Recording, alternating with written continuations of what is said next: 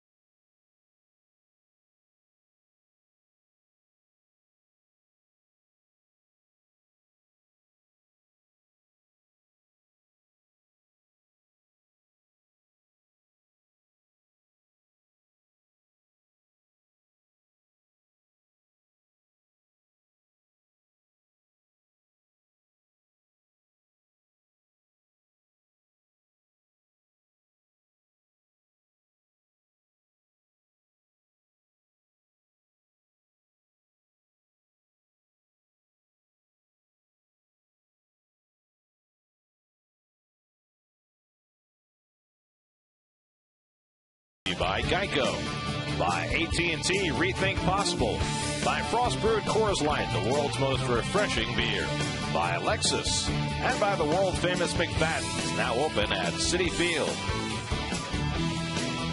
Traveling this season, take the Mets with you. Subscribe to MLB.tv today to see every Mets game live or on demand on your computer. Visit Mets.com to order and get more details. MLB.tv, baseball everywhere. Here's your Chevy around the majors. Mark Teixeira, 3 home runs, 5 RBIs. Yankees mauled the Red Sox 14-3. Jody Garrett, remember him, who opened Citi Field with a bang? He hit for the cycle for the Brewers yesterday in a 17-3 win against Arizona. And the Braves got 4 2/3 hitless innings out of their bullpen to beat the Phillies 4-1, leaving the Mets just a game behind the Phillies in the National League East. And Teixeira finally got his batting average off the interstate. He got over 200 with that big 3 home run day. Well, Tim Lincecum, who no longer has to show his ID to get into Citi Field, he's well known enough now after 2 straight Cy Youngs. The Mets will try and beat him. First pitch coming right up.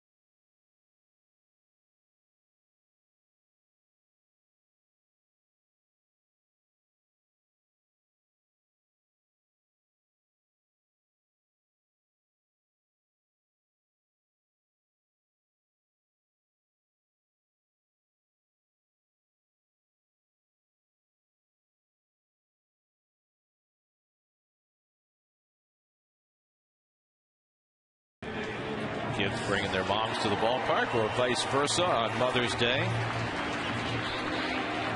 Single game tickets for the 2010 Subway Series at Citi Field are on sale now. Visit Mets.com or call 718-507-TIXX to get your Mets Subway Series tickets.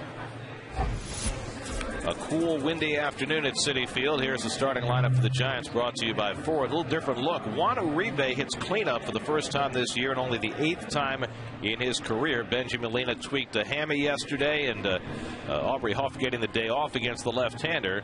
And Eli Whiteside slides into the number 5 spot. He's had a good series, but that is not exactly the most imposing 4 and 5 combination, Uribe and Whiteside, that a National League team will put up this year against Oliver Perez. And you look at Ollie right there, and Mets are in their pinstripes. How about that? I like that uniform.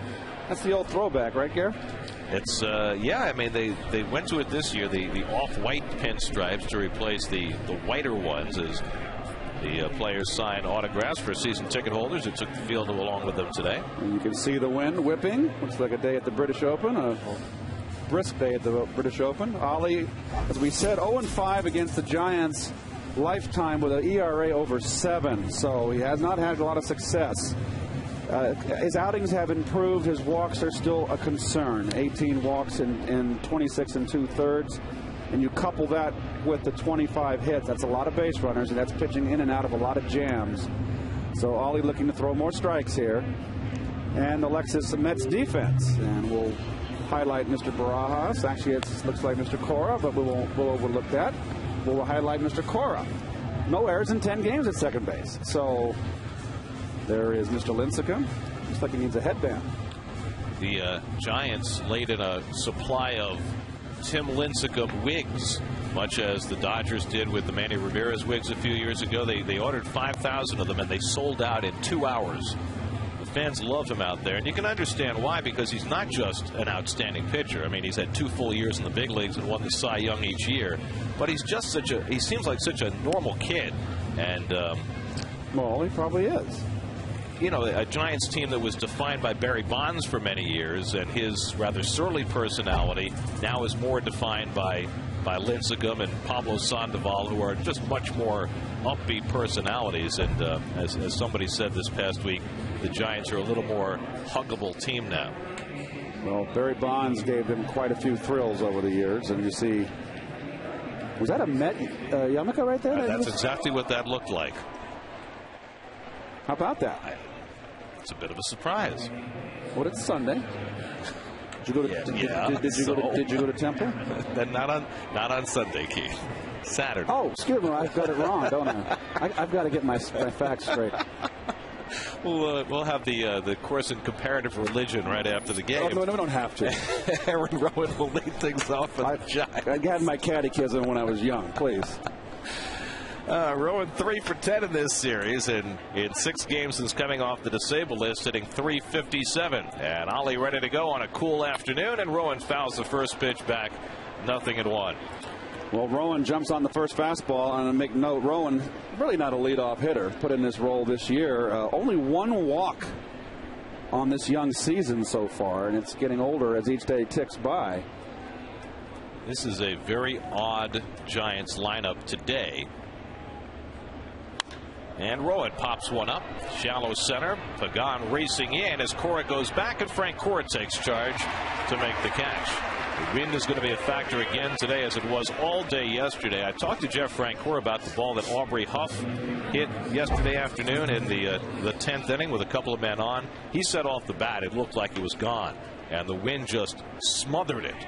And Huff said after the game that playing at Citi Field in the wind yesterday made him think that the ballpark in San Francisco, which is no hitter's ballpark, is like a bandbox. Seriously. Andres Torres takes ball 1. Well, this is a bigger park than San Francisco, no question. This park, by the standards of when I played, would be a big ballpark. Reminds me of San Diego, old Jack Murphy. Torres rips one foul, and it's 1-1. But the Mets, all of a sudden, this year at Citi Field, are taking advantage and hitting home runs. Last year, they gave up plenty of home runs in this ballpark, but didn't hit many of their own. Well, they're pulling the ball a little better this year. The home runs have been pulled. That's where the home runs live in this ballpark, right down the lines. It wasn't coincidence that Barajas and Blanco both hit their walk-off home runs to almost the same spot toward the left field corner. Right over the 37 Casey Stengel number and Gil Hodges, right in that area. There's Henry. First career walk-off home run for the 38-year-old Blanco. Popped up to shallow right, and Frank Cora with his second opportunity and his second putout. 2 out. You see the pink wristbands. It's a little different look over the sleeves there for Jeff, who, as we suspected, does not have his pant legs pulled up today as he did yesterday. Here's Pablo Sandoval. Sandoval has been struggling mightily. Had a hit yesterday, a bloop single, but just 3 for his last 33. Playing first base today. He can also catch in a pinch. He's got the pink wristbands and the pink bat on Mother's Day. All of the pink, of course, is to raise awareness for breast cancer research through the Susan Komen Foundation. And that's it's become a standard throughout Major League Baseball on Mother's Day these last few years. 1-1 now to Sandoval. Well, you look at the Giant offense, and the runs are not there, although 4.62. That should win you ball games when you got a pitching staff like they do. Second in the league in batting average, but they're not a power team. And they need that one power bat. And what we've seen when they've scored in the first 2 games, Gary, is that they've bunched their hits together, but basically singles, a few doubles mixed in. But they haven't got one guy in that lineup that can hit a 3-run home run. Well, since Barry Bonds left the Giants after the 2007 season, the Giants have hit fewer home runs than any team in the majors. Good changeup by Perez, and it's 2-2. See that? In fact, 242 home runs. That's 37 fewer home runs than any other major league team since the end of the 2007 season, and about half as many as the Phillies have hit over that span. Boy, Sandoval really looks like he's struggling. 2-2 from Ollie, and he struck him out with a fastball. Oh, foul ball, just got a piece of it. My apologies. Well, Barajas gets his bell rung early. Not on the jaw, oh. right in the forehead. Right in the jaw. See, he's dipping a little bit. Big, looking off balance in his follow through. I'm talking about Kung Fu Panda, Mr. Sandoval. Barajas is already trying to shake off a sore index finger, the result of having been whacked with a bat on a catcher's interference call on Friday. It's such a great story about Barajas and the influence of, you mentioned it earlier, Gary, about Fernando Valenzuela when Fernando Mania hit the Dodgers. And he was a soccer player and it made him play baseball. Look at him now in the big leagues. Nice catch. Beautiful catch. 2 hands. It's the only way to go. I commend you. Look at this. It's a day for ski caps. And he's got the off color. I like that off color. I think you meant off-white. Off-white, yes. Here's the 0-2 to Sandoval, taking high 3-2. You were occasionally off-color, yes. But, you know, the uniform's off-white.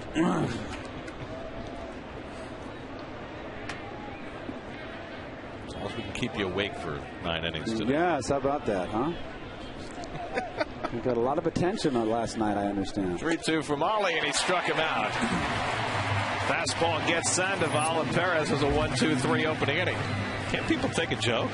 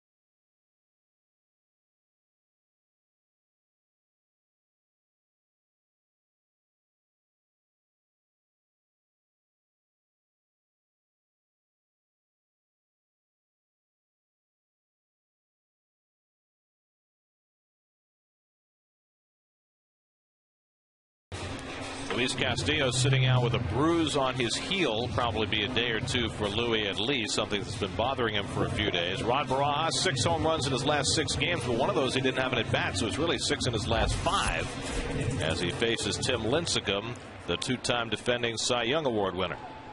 Lincecum is listed at 5'11", 163 pounds. Slight fellow, but very strong.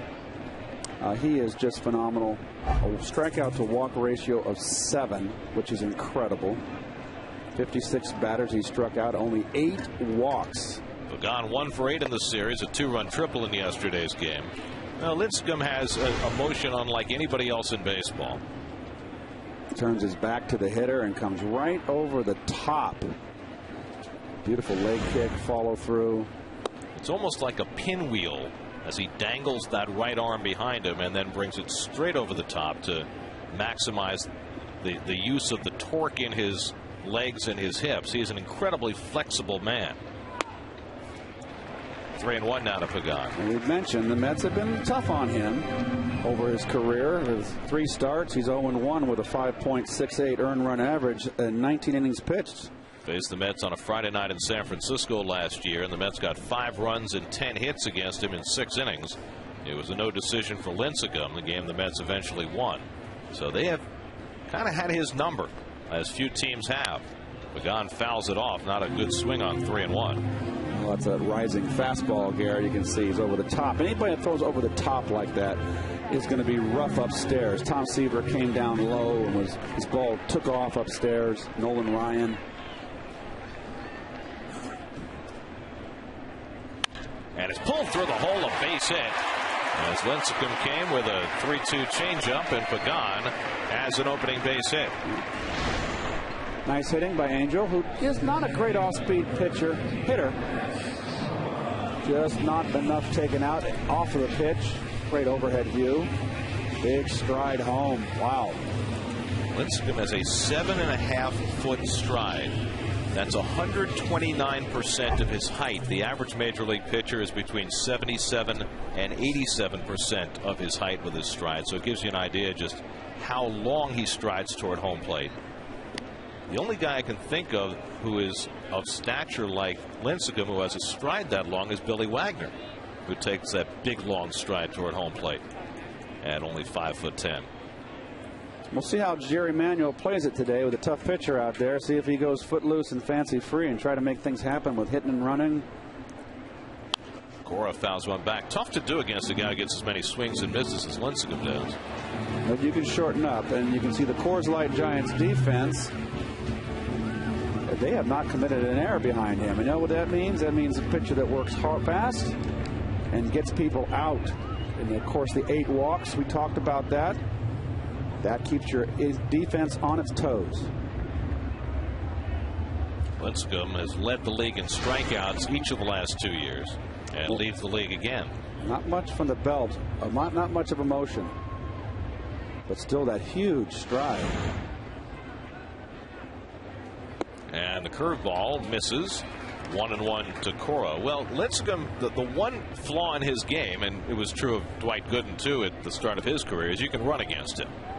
Opposing base stealers have been successful 84% of the time against Lincecum. See those strikeout numbers from the last 2 years. See the defense right there. In at the corners at third base and first. Got to hold the runner on, of course. And Cora takes a fastball for a strike. Looks right now that Lincecum has not found his rhythm. Jose Reyes on deck. Well, he's not throwing as hard as he did in the last couple of years. I talked to Mike Krukow yesterday. He said Lincecum prefers to pitch in blustery weather. He's from Washington State, where it is blustery. Well, he's got blustery today. Yes, he does. 51 degrees, 25-mile-an-hour winds out of the northwest. See those stolen base numbers against him, and the Mets, you can be certain, will be running today. Well, he's got the big motion in the leg kick home. Pagan runs. Cora grounds one toward the vacated hole, but Uribe is able to retreat and make the play as Pagan moves to second. Well, Jerry going to play it like this. I agree 100%. Jerry Manuel, of course, the Met manager. Nice recovery by Uribe right there. able to keep the ball in the infield and make the out. And look at that. You can see, look at the torque right over the top. He's up with his pitches right now. It was a nice pitch for Cora to hit and run with. So the Mets have a runner in scoring position with 1 out. And here's Reyes, 2 for 8 in this series, hitting .227 for the year, and he takes a knee-high strike. And there's the big curveball right there. It's like a drop. 12-6. Jose yet to get untracked. Don't think he's very comfortable in that 3 position. Uribe keeping Pagan close, and Lincecum turns back for a look. You like those giant hats with the orange bill, Gare? From where we sit, it looks like the orange is neon. That's how bright it is. I never cared for that look, the two-tone hat. Back in the 70s, the Giants had the two-tone hats. Didn't they have the orange jerseys too that they wore? Yeah, and then they wore the black jersey tops with the SF on the on the side of the chest. Here's the classic Giants cap. That's the. Reyes bounces one slowly foul down to Razor Shines, 1-2. So I thought it was going to be a lot colder today. It's actually quite comfortable. Sure, with a heater at your feet and everything. Yeah. I'm not complaining. There you go. If you're in the wrong spot in the stands where the wind is blowing in your face, it can get a little chilly today. Certainly not what you expect on the 9th of May. Should get a little warmer tomorrow. 1-2 to Reyes as Uribe continues to duck in behind Pagan, and Lincecum finally steps off. Uribe keeps opening up that hole at shortstop. Is that the gal that used to always roll her hands behind home plate? Is that her? Is that the same woman? I think it is. Reyes goes the other way and finds that shortstop hole. Pagan will have to hold up at third, and so the Mets have runners at the corners with 1 out. Well, Uribe kept giving him that hole, and Reyes took it. Well, you see him, Uribe up the middle here. Big hole. That's another off-speed pitch going right with it. So the 2 base hits off of Lincecum thus far have been off his changeup.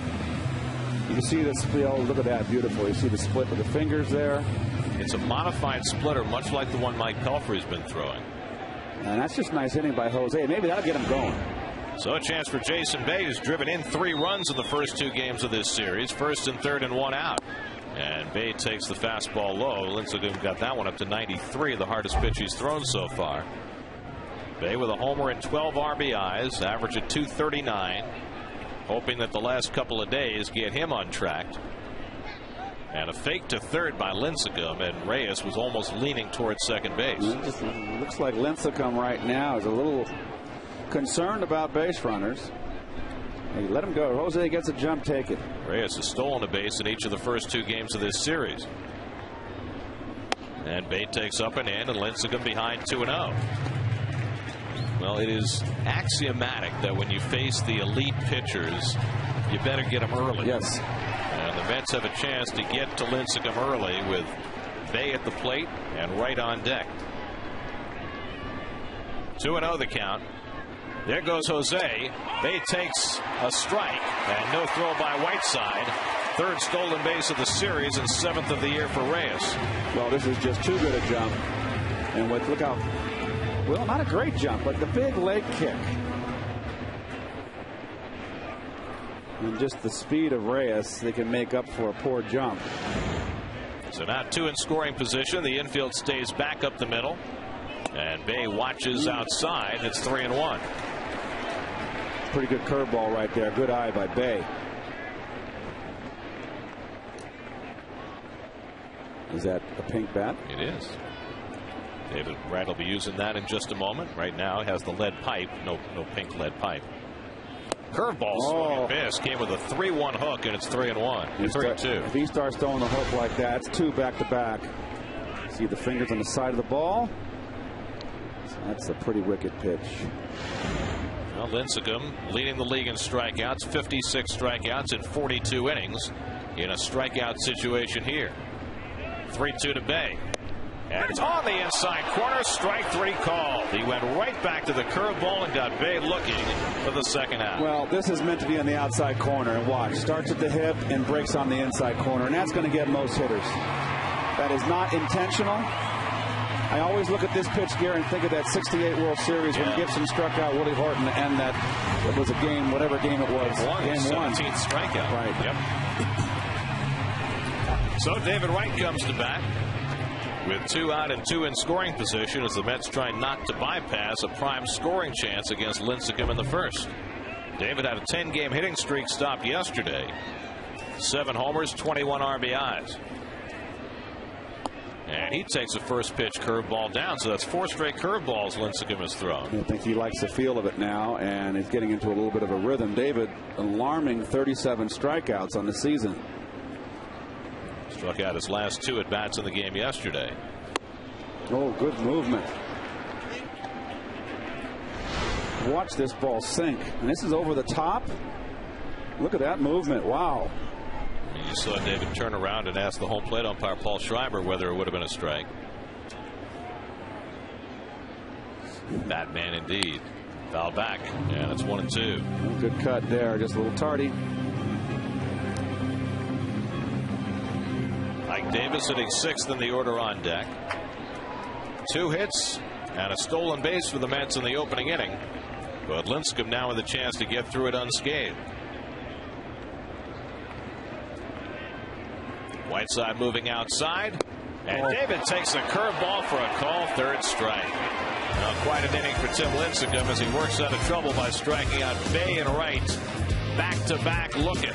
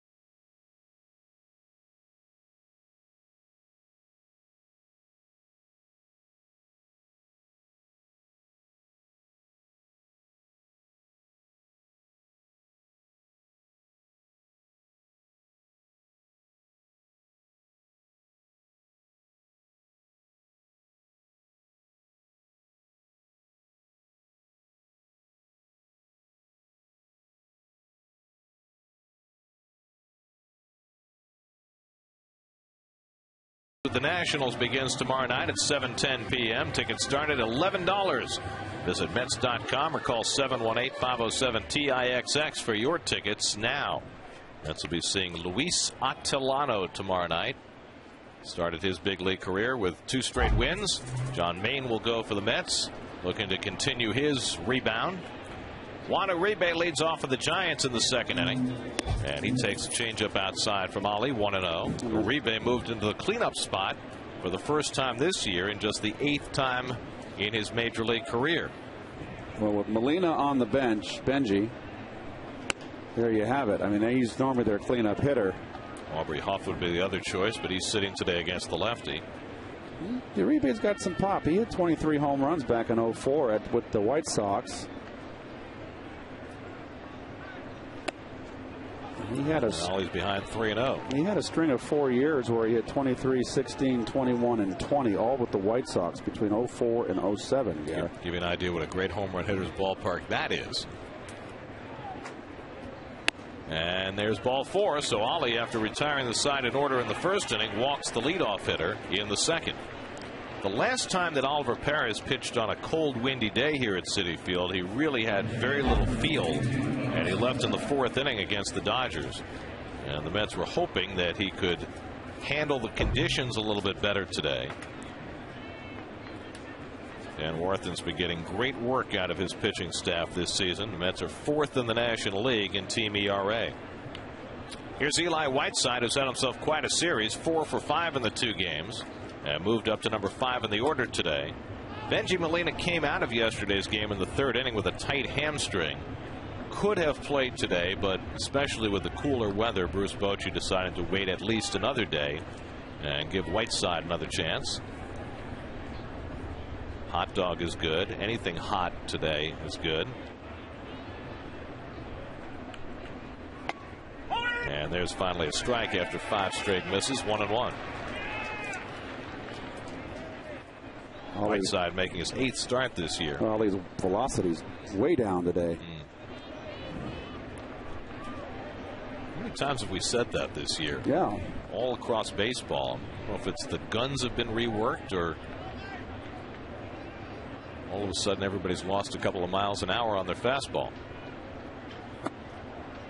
And the changeup misses. 2-1. So the word gets around real quick that Oliver's no longer a 1-speed pitcher, that he's throwing a splitter, and you're seeing hitters now where the little bit of the element of surprise is gone. Try to turn that little flanking movement, bring in the reinforcements. So Nate Scherholtz on deck, the only left-handed bat in the Giants lineup today. And that fastball's low, and it's 3-1. Of course, on a cool day, the umpires will allow the pitchers to blow on their hand.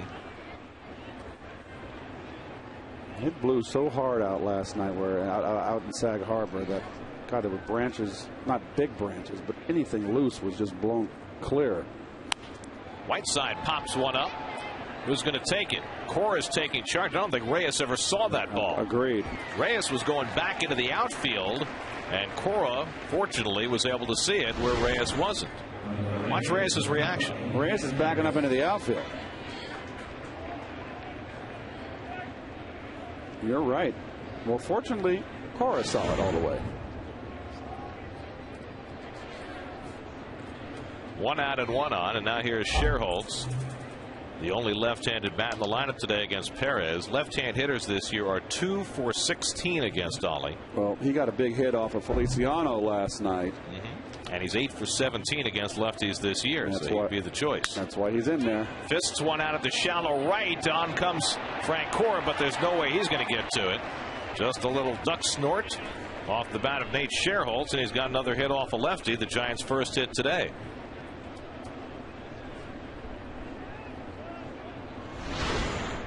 Well, not much you can do there. Nice chip.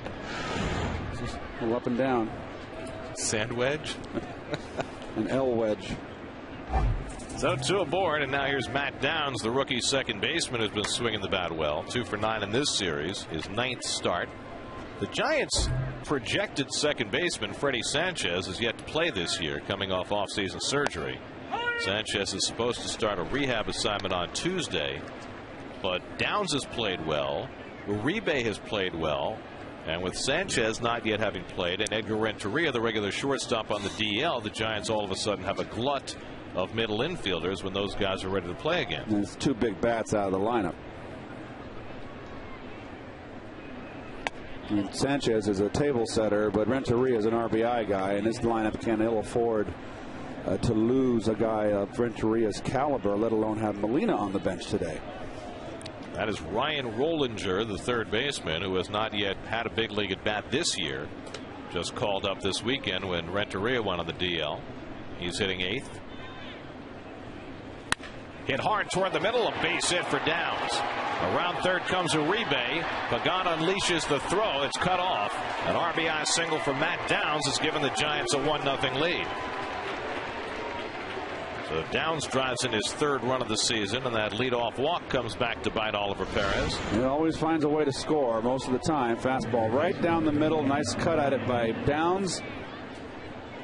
2-seamer. Too much plate. and up. Pagan hits the cutoff man. Nicely done. And you watch the back runner here. That's the most important runner. He's got to make the hard turn. You see, he's already going back. And you should still make that turn and be prepared to go to third if that ball is overthrown. The overthrow is the cutoff man. You can't assume that it's going to be on line. Here's Rollinger, and he takes a strike. Ryan Rollinger was playing at AAA Fresno, hitting .333 when he was called up. Ryan Rollinger from West Bend, Wisconsin, by way of the University of Oklahoma.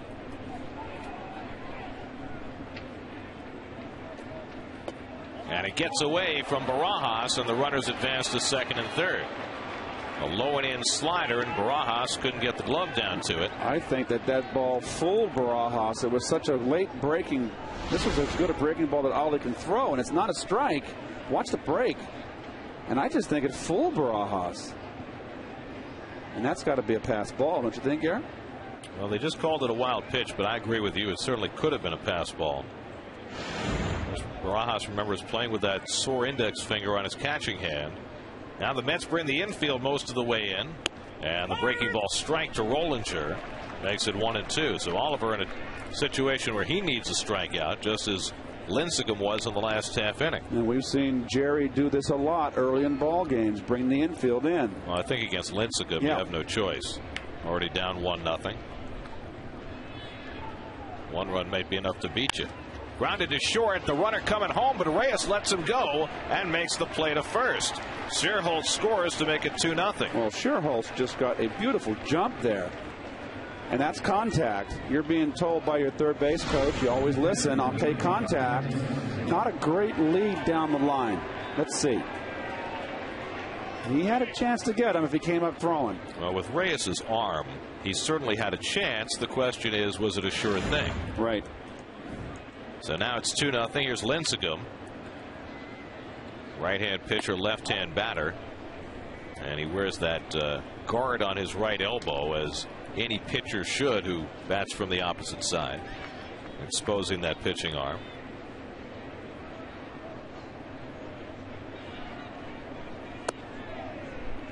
Below the knees, and it's 2-0. Got a take here. Didn't look at his third base coach.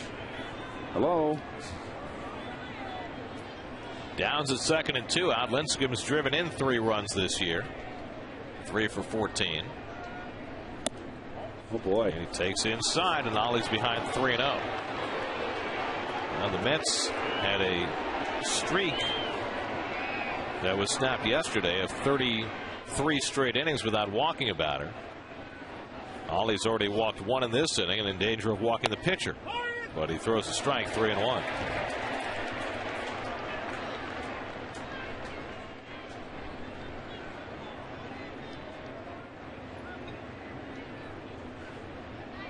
Aaron Rowand on deck, hoping Lincecum can keep the inning going. And it's low ball 4. You know, the Mets have gotten into a bad habit of walking the opposing pitcher. Certainly the most obvious example was Santana walking Jamie Moyer in Philadelphia with the bases loaded, but this one prolongs an inning and puts 2 men on for Rowand. It's Lincecum's first walk of the season. Rowand flying to right his first time up. Giants have 2 on the board here in the second inning and looking for more.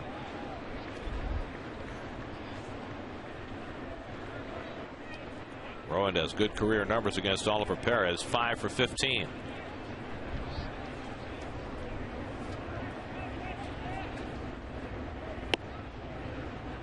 And that breaking ball misses high. And you never want to walk anybody, but particularly on a cold, windy afternoon, leaving your fielders out there back on their heels. Well, never a pitcher either, particularly with 2 outs. Oh boy, he's losing it. He slipped off the mound there, looks like. And now Mr. Rowand is in a position. They're going to bring out Dan Wortham, the pitching coach. You can see Ollie lost his footing there and has stepped home. This is a good pitch to hit if you're Aaron Rowand, obviously. Well, we mentioned it before. The last time Ollie pitched in these cold, windy conditions at Citi Field, it really seemed to bother him, and it looks like it's starting to get to him again.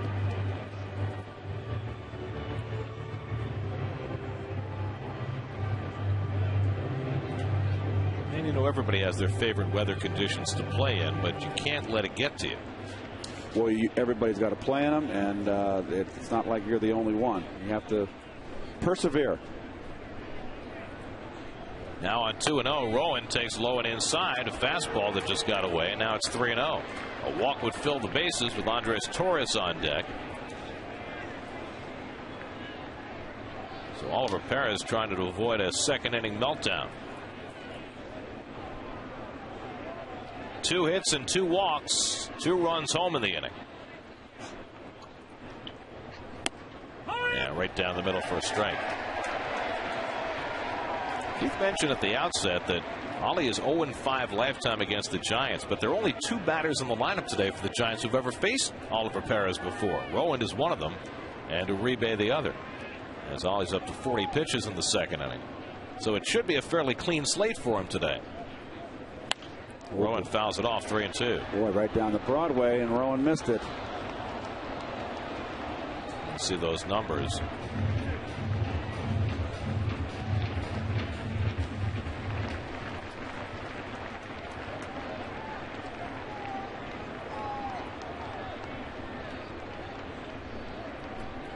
Now the runners will take off. Downs at second, Lincecum at first, on their way, and he struck him out. Went away with a fastball. Perez comes from 3-0 to strike out Rowan and avoid further damage. Live shot outside our SNY studios, Radio City on 6th Avenue. 2-0 Giants.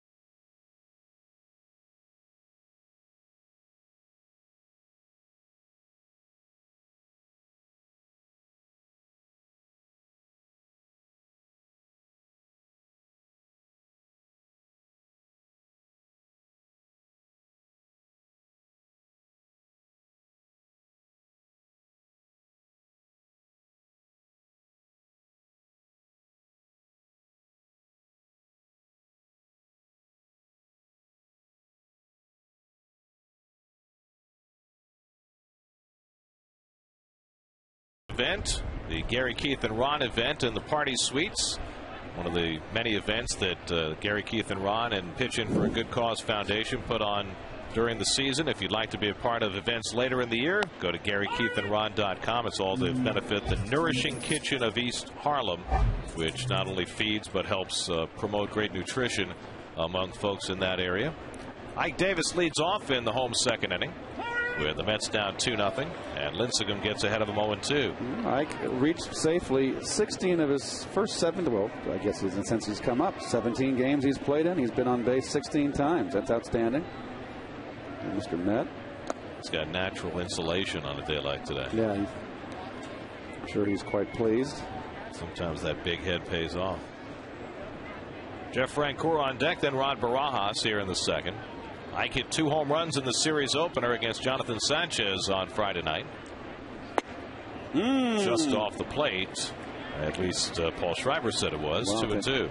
Paul should not assume because the catcher was set up outside. That was knee high by inside corner. Lincecum's been a little wild in the strike zone, hasn't he? Stroked the other way off the glove of Rollinger and into left field. Looked like a playable ball for Ryan Rollinger, but he couldn't make it. And so Davis is aboard to lead off the home second. Impressive 2-strike hitting. I think it was a changeup. That's what I like about Ike. He has that natural ability. No, that's a fastball. Two-seamer. That is knees in black outside corner. That is just good hitting. He naturally goes that way, and that's why I think he's got a chance to be really something special. So a leadoff base hit for Ike. He's now 3 for 7 in this series. Mets have the leadoff man on for the second straight inning against Lincecum. And now Frank Cora, who has really struggled. Yes, he has. He is not getting his hips through. I don't know what he's trying to do up there. You know, the saying today is get the ball deeper towards the catcher. Well, there's a point where you can maybe get too deep. Things really tailed off for Jeff after a very fast start. 0 for 8 in this series, 2 for his last 23, and you saw what he's done the last 20 games. Getting under 140. He's on top of the plate, which is fine. You don't want to change anything when you're in a slump, but he's just waiting too long, getting no rotation in his hips. Very defensive. Drives that one down the left field line. Curveball from Lincecum, and Frank Cora gets out ahead of it. Well, this is what Frank Cora is all about, Gary. You know, it's a hanging curveball. He's lucky he got out in front of that. You know, he's a hot and cold guy, and right now he's cold. That right there, the 2 for 13, that's Arctic. Couldn't have been hotter to start the season. And the curveball again pulled foul. I don't know why he'd want to throw him a changeup and then get the barrel of the bat through. It would give him a chance to catch up to a pitch.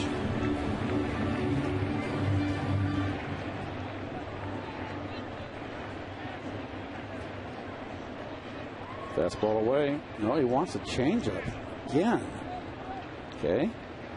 And he struck him out with it. Wow. So Lincecum with his 3rd strikeout of the afternoon. The first out in the second. Now the difference with that changeup is look where the pitch is. Now he split the finger there a little bit. The catcher wants it away. He misses on the other side of the plate. But where's the pitch? It's down out of the strike zone, sinking down. Not a strike. Well, that change has been a pitch that Lincecum has thrown more and more this year. Fewer and fewer fastballs, more and more changeups.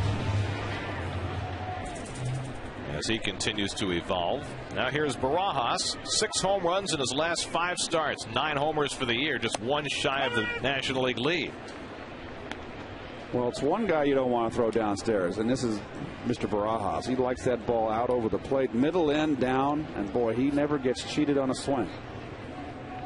Mark Reynolds, Andre Ethier, and Kelly Johnson each have 10 home runs to lead the National League. Barajas just 1 behind. Time called for.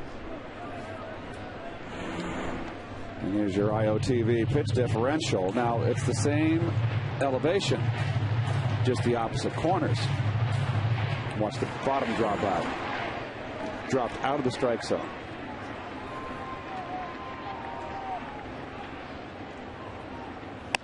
So there were mistakes, and then there are mistakes that don't cost you anything. The worst mistakes you can make are not on the corners.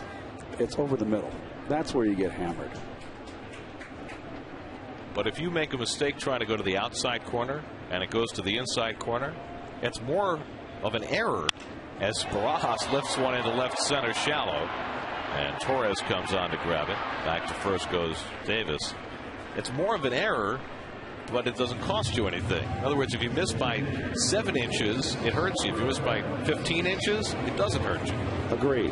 That's a very good point. Unless you're facing a dead pull hitter, like you got a Kingman up there, Dave Kingman will come to mind, like that ball middle in, and then you can get hammered. But it's funny how it works sometimes. That's a very good point. It was, there's no method to it. It just worked out that way. Now Oliver Perez 1 for 8 at the plate this year. And he takes a fastball low. I never actually thought about it in that regard, since I have not got a mathematical mind. Ollie taking all the way, and it's a strike. I think he really meant to lay one down.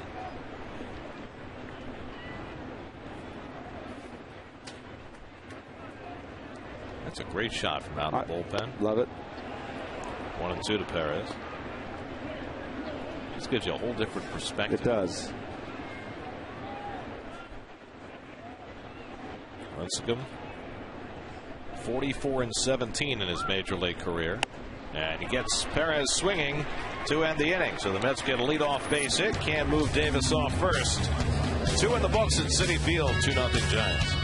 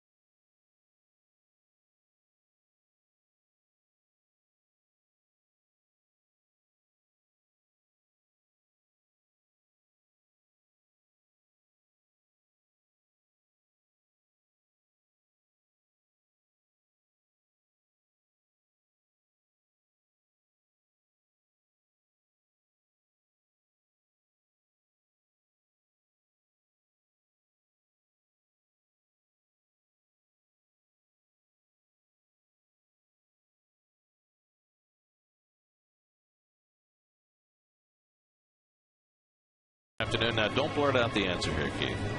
Who was the first player to win the Cy Young Award in both the American League and the National League? I think I know, but I won't blurt it out. Thank you. Not too long ago, right? No. I don't immediately know the answer. I think I know the first guy to throw no-hitters in both leagues. Who's that? It was Jim Bunning. Ah.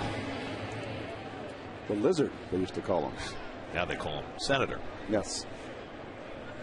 Andres Torres leads off in the third inning, and he takes a strike. Torres, 32-year-old journeyman, getting a chance to play some with the Giants this year. This is his 15th start. Switch hitter, batting right-handed. It's like Ollie's choking the ball sometimes.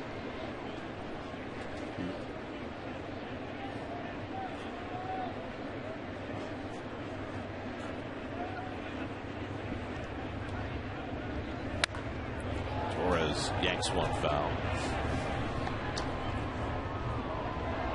Oh, that looks good. Does it? Yeah. That's a dog with relish. I never liked relish. Looked like more like peppers or okay. pico de gallo. I never was like a relish guy. Never liked relish. But you eat with relish. That one slipped on Ollie, trying to throw the breaking ball and looking down at his fingers. Only when I'm hungry. And when is that not the case? You sticking to your sort plan? of. Yeah. Good. I'm holding it 210. I'm happy. Pulled foul down past Tim Flannery, the third base coach. I walked into the clubhouse the other day, and you were sitting in Charlie Samuel's office, and I saw you through the little window there. And just for a split second, I didn't recognize you because your face has lost so much weight. Yes, I had the big old bucket head. Here's the 2-2, and whoa, just a bit outside. You almost hit the ball. You see it hit the bullseye on the Pepsi. So Ollie's struggling with the conditions a little bit on this cool, windy day. He's gone 3-2 on Torres leading off the third. And he comes back and gets one in the strike zone. It's got to be a little embarrassing as a pitcher to spin one up like that. To miss by 17 feet. I actually saw in spring training someone throw a curveball over the backstop. I guess he didn't pull the shade down. Yes. I'm not lying. And I'm ball 4. So Torres draws a leadoff walk, second straight inning. Ollie's walked the leadoff hitter. His third walk of the day. So not going well for Ollie this afternoon. If you're going to pitch against Tim Lincecum, you have to have your I's dotted and your T's crossed. And it's not going quite that way early on for Perez. Lincecum got in trouble in the first inning, got out of it, and who knows if the Mets are going to get another better opportunity. Here's Sandoval, who struck out his first time up. Sandoval pops one up in foul ground. Davis. Look at that wind blow it. And it gets blown right into the front row. Wow. Treacherous. Mike was running the zigzag route for that ball. Well, it just seems like the wind is more tricksy here than it was at Old Shea. Well, I think the reason for that is because you have those wind tunnels between the scoreboard and the stands in left center and right center, whereas in Shea you had everything wide open. See those gaps there? That's where the wind comes in and swirls. I mean, the way the papers blew around yesterday, the papers and the plastic blowing in those swirling eddies, yes, like whirlpools. I don't think we ever saw that at Shea. No. And they used to talk about the wind swirling, but I think it's exacerbated here. There's lots of areas that are open in between the different levels too. That might be a factor as well. I mean, I know in Philadelphia that was a factor. They left that space open behind home plate. Yes. That created a jet stream out to left. You can see right there's an open area right there. I'm looking to my left. It's out at the bullpen gate. Over at the third base, above the third base dugout in our level, there's an open area. So those are all areas where the wind can blow in and have an effect. And that misses low and in. Now it's 3-1 to Sandoval. Now Pablo Sandoval's been struggling with the bat. The last thing you want to be doing is walking him, although Sandoval obviously is a very dangerous hitter. Well, let's see if they put the runners in motion here. I gather they would. Torres at first and nobody out. He can run a little bit. He's going, and Sandoval pops one up. This one might be in play. Davis having trouble finding it, and it goes beyond his reach. Well, that wind has got to be so difficult right now. We saw Aubrey Huff catch a pop fly in foul ground yesterday, where he came all the way to the dugout railing and then had to back up. Look at the flags there, hardly blowing. That's right in front of the But scoreboard. up there, that's the true wind right there from the west. That's coming from Manhattan. Although I talking to Jeff Francoeur this morning, he said ignore that flag because it looks like it's blown out to right, but the ball yesterday stopped going out to right. So who knows? I know at Shea the best indication, because the flags were blowing opposite directions, the best indications were the ones at the top of the ballpark. If you hit a line drive at Shea, it always swirled, and so if the wind was blowing like it is today out to right field, you would hit a line drive out to left because it would swirl, and vice versa. If you hit it in the air, it would go with the truth, with the way the flags were at the top of the building. And Rusty told me that one. So here's the bottom line. Wait till it's hit. Follow the ball. Bottom line is see the ball and hit it. Just stick right to the rudimentary level there. Or at the other end of the equation, see the ball, catch the ball. 3-2, runner goes, and it's out to right center. Pagan and Francoeur coming together, and Jeff puts it away. So Sandoval retired for the first out. Find out what Chris Carlin and Adam Shine have to say about today's Mets-Giants series finale as they take on all the top New York sports stories of the day on the next Loudmouths, presented by Geico, weekdays at 6 p.m. only on SNY. So 1 out and 1 on. Now Juan Uribe, who walked and scored in the second inning when the Giants got both their runs. Uribe hitting cleanup today.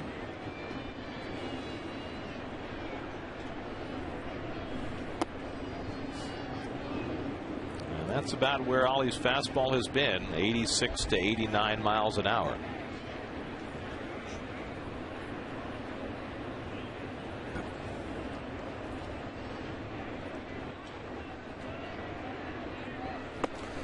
You know, we just heard that yesterday the wind was blowing so hard. Where the television trucks are, which is over the left center field fence, they have these entrances that they roll down the corrugated, whatever they're called, the garage-like doors. Up there behind those stands underneath. Yes, behind the Verizon sign.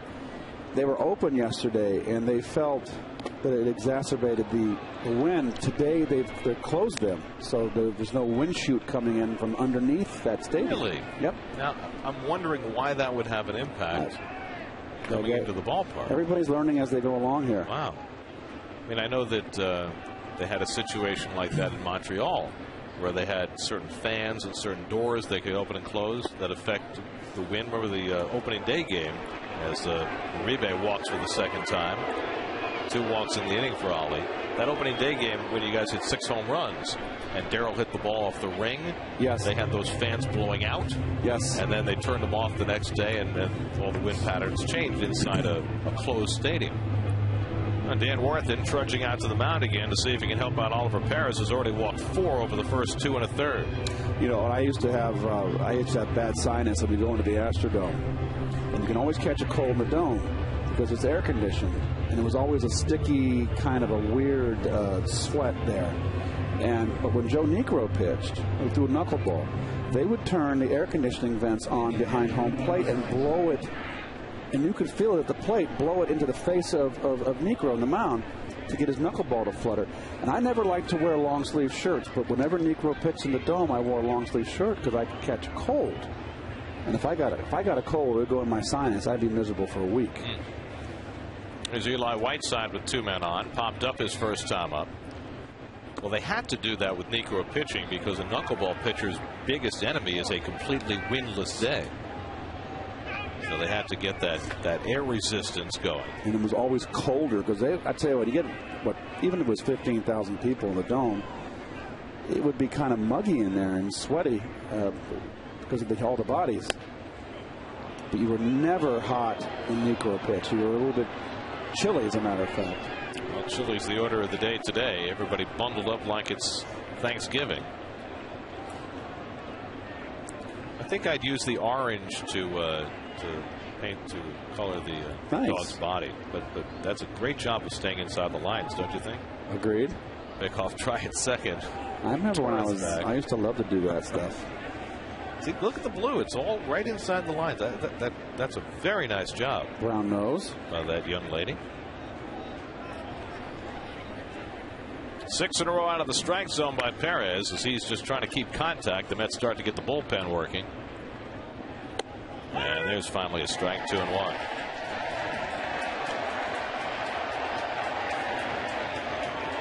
A difficult afternoon so far for Oliver Perez. He's given up 2 runs, but in danger again here in the 3rd inning after a couple of walks. And so Raul Valdez has been the forgotten man in that Mets bullpen, begins to loosen up. Certain guys have been worked very heavily. Valdez has fallen off the radar. Swing and a miss at a fastball, and it's 2-2 to Whiteside.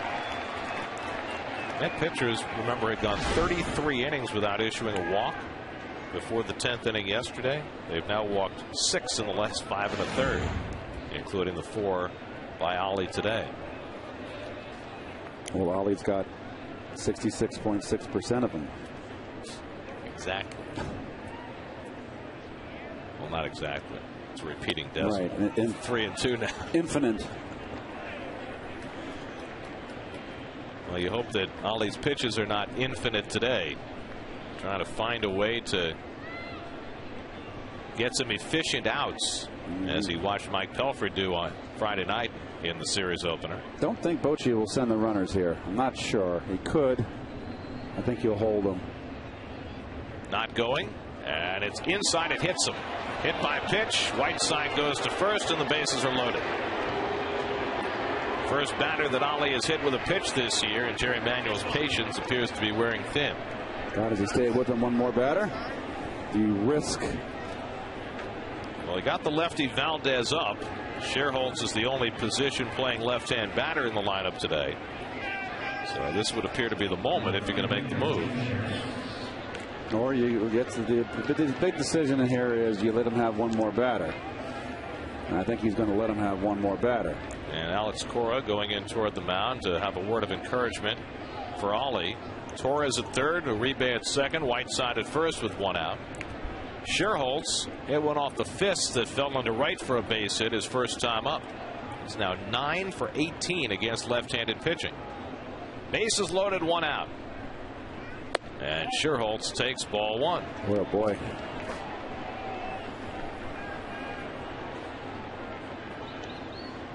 Defense in David Wright in at the corner. Slight shade to the opposite field in the outfield. Boy, you just want to get a base hit here if you're a hitter. Oh man, he's all over the place. Well, this is very reminiscent of that game against the Dodgers when he got knocked out in the fourth inning and couldn't throw strikes. Walked 4 in that game. He's already walked 4 and hit a batter in this game in just 2 1/3. And Ollie's not long for this game unless he can throw strikes right now. 2-0 to Sherholtz. And that's down for ball 3. And now he's a pitch away from forcing in a run.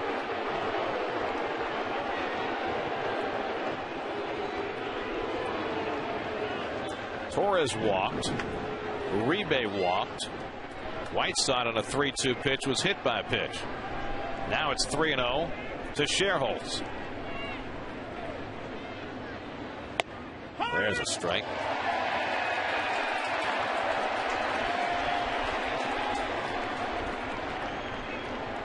Now as a hitter, you can pick an area here and just be very, very disciplined, and you get it in that spot you want it, you can break this game wide open, but don't swing at a ball. Up the fastball and fouled it off. Now it's 3-2. Well, Ollie came from 3-0 down to strike out Aaron Rowan in the last inning. Trying to do the same here against Sherholtz with Matt Downs on deck. Downs probably has the hardest hit ball today against Ollie. His base hit up the middle his last time. I don't know if Jerry, if he gets him out, Jerry may make a move. Now he's got the left-hander up. He hasn't got a right-hander up. He'll stay with him. 3-2 to Sherholtz. Popped it up. This should be the second out. David tracking it. They haven't called the infield fly rule. Now they do. They waited to the last minute because of the wind. And that's the second out.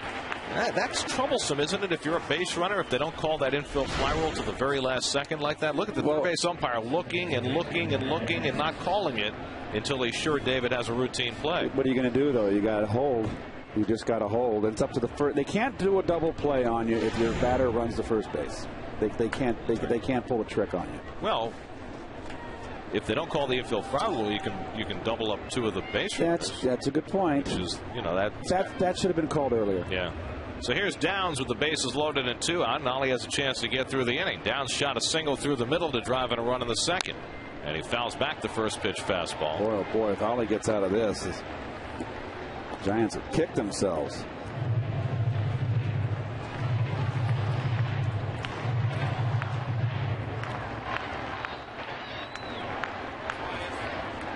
Usually if it's got a chance of being a foul ball, you say infield fly if it's fair. Correct. Here's the 0-1. Low and away. 1-1 to Downs.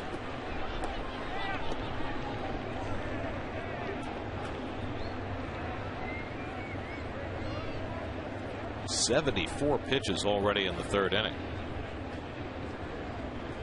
Even if he can get through this inning, it's a game where Ollie may not last long.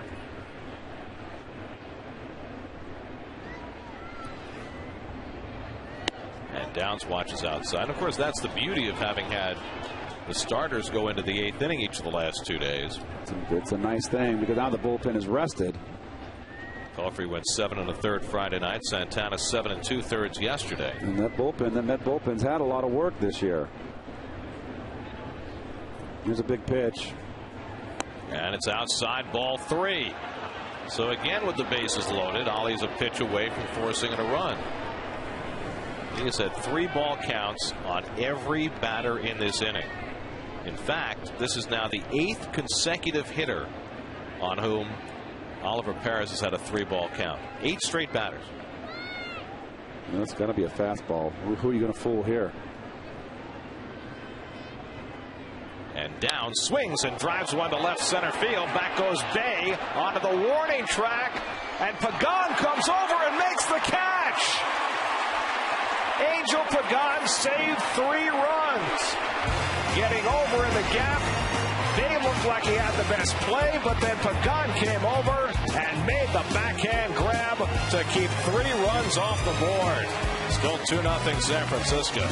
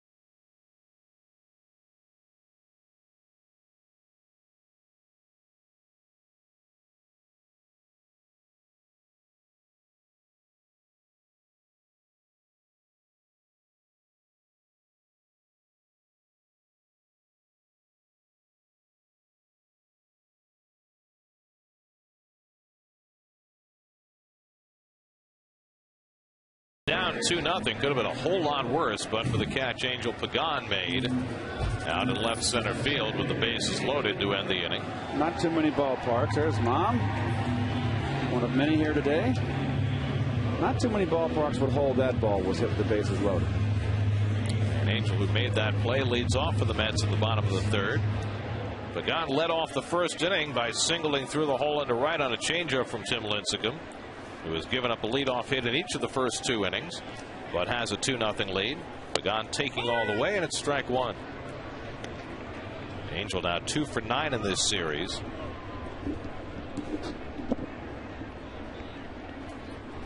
Hitting at .260 for the year. And curveball misses inside 1-1. Tim Lincecum last year won his 2nd straight Cy Young. Won it with only 15 wins, which is the fewest that any starter has ever had who's won the Cy Young. Now, part of that, of course, is that as baseball evolves and relief pitchers throw more and more innings, starters get fewer and fewer decisions, so it's not all that surprising that the number of victories to win a Cy Young should go down.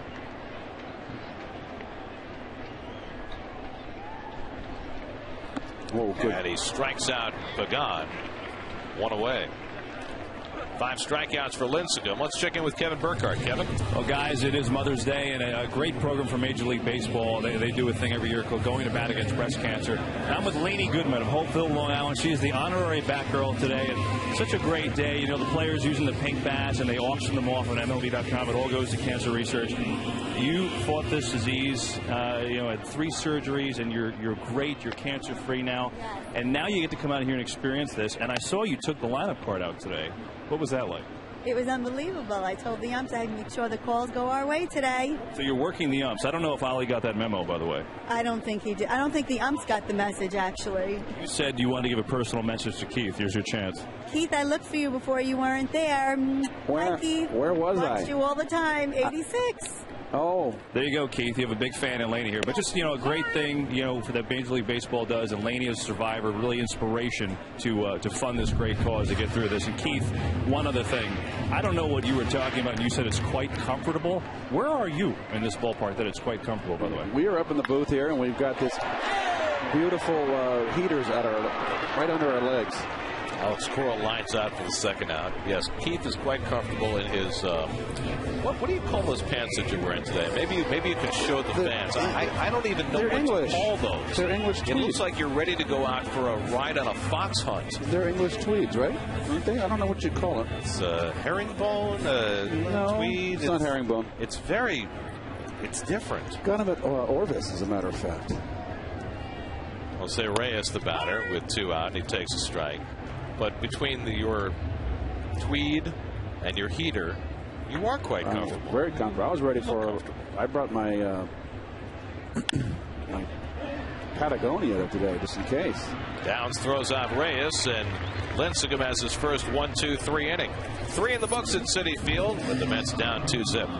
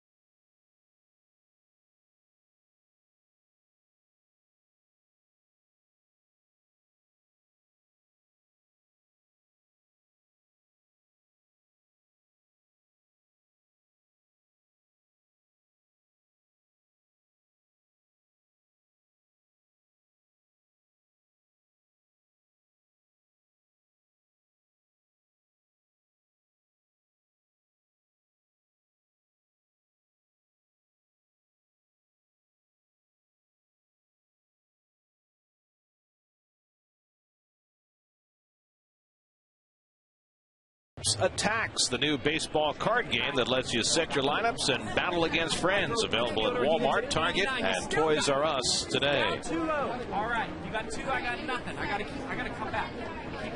Got a big sell. What's exciting? Why do you want to come watch a ball game? But when the game's over, we should go down there and play. That looks like a lot of fun. You can add a new game to your repertoire. Ryan Rollinger leads off for the Giants in the 4th inning against Oliver Perez. Looking to throw some strikes. Oliver somehow managed to escape without a run scored in the 3rd inning. Threw 35 pitches, walked 2, hit a batter, gave up a 380-foot fly ball, and survived. 2-1.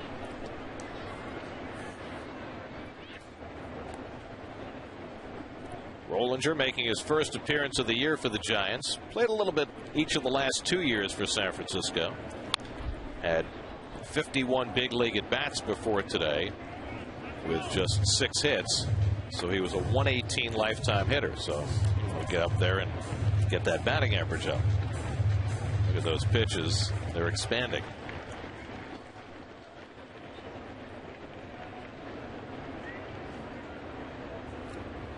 Two, and Rollinger watches low and outside, and that is 9 straight batters that Ollie's gone to a 3-ball count. I can't ever remember that happening. 9 straight batters, including the pitcher Lincecum was on deck. He walked, remember? 3-2, and he walked him 3 straight innings now. Ollie's walked the leadoff batter. 5 walks in the game. Raul Valdez was up in the last inning, and I think the phone call's going out. He's going to get up again. Let's answer our AT&T trivia question. We asked you who was the first pitcher to win the Cy Young in both leagues. Do you know? Gaylord. Gaylord Perry is the proposed answer. Nicely done. Thank you. I forgot that he won with San Diego. See, I think it's funny. He won with Cleveland. He won with San Diego. But when you think of Gaylord Perry, what Giants, do you think? The Giants. Of course. I remember when Gaylord won the Cy Young. And what year was that in San Diego? 78. He had his fastball that year. His fastball or his spitter? Ollie throws one, and Reyes able to stay on the bag. Nicely done by Reyes to save Perez an error and get the out at second base. Let's take a look here at the defense. And standard stuff, just not a good bunt. Nice heads up by Ollie. No hesitation. Look where the runner is. He's dead to rights. He almost threw it away. Ball 4. Not really a terrible throw, but Reyes was just trying to kick the bag as he made that catch. Rollinger's out at second on the 1-6 force for the first out. But getting back to Gaylord real quickly is that Gaylord was older and on the back end of his career, but that year he must have had good health because he threw hard that whole year. Here's Aaron Rowand, and he takes a strike. Well, there's Gaylord. Gaylord Perry was an unknown relief pitcher for the Giants in 1964 when the Giants came here to Shea Stadium on the last day of May in '64 and to play a doubleheader. And the second game of that doubleheader, you might remember, went 23 innings. And Gaylord, I believe, pitched 10 innings in relief that day. And that was kind of the day that people started saying, well, wait a second, who's this guy Gaylord Perry? And before long, he was in the Giants rotation and on to a Hall of Fame career. And of course, Gaylord, the great spitballer. Wrote the book, Me and the Spitter. And had all the gyrations on the mound where he would load up and fake load up and fake wipe it off. And he had the whole, he must have practiced that routine because it was the same all the time. And I remember in grammar school, we had on the audiovisual, they brought in a baseball video of why I don't know how it could pertain to education, but it had a slow motion camera of Gaylord on the mound doing all his gyrations, and it slowed down super slow, and it showed him wiping, but his fingers would be off. Everything else is the other, but where he loaded up, it was really very interesting. It was quite a routine he had.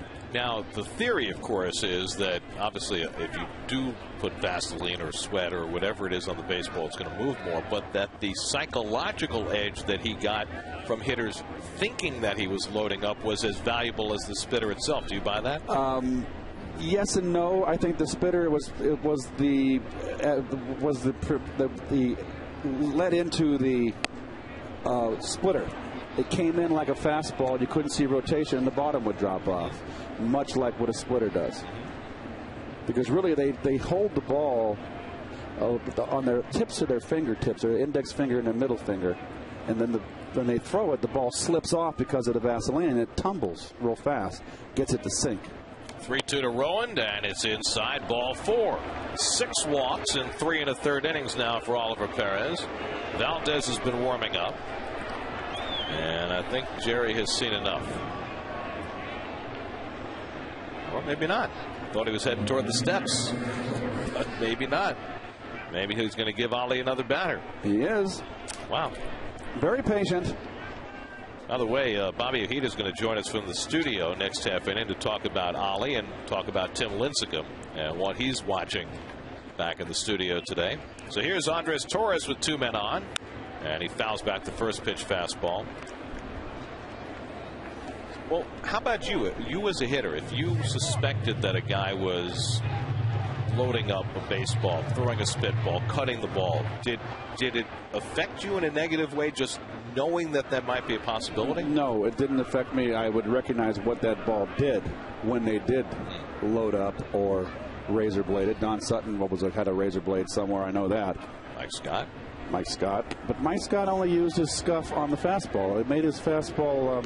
He didn't use it with his splitter. He used it with his fastball, and it made his fastball run. He'd throw his fastball down the middle, and it would run away from me.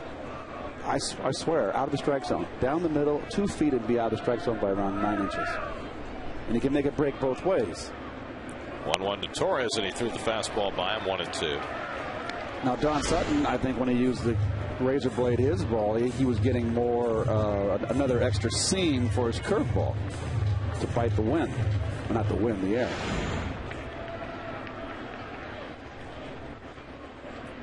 Ollie's given up only 2 hits, but he's walked 6 and hit a batter.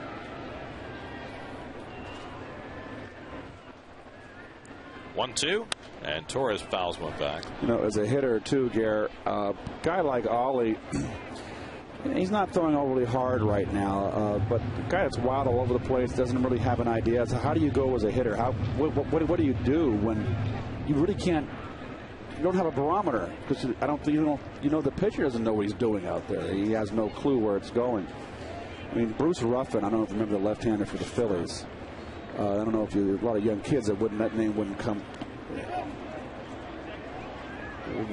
wouldn't have any. It wouldn't ring a bell with you. But Bruce Ruffin came up and had great stuff, hard sinker, slider, had a good rookie year, and then he was wild as a March hare from that point on.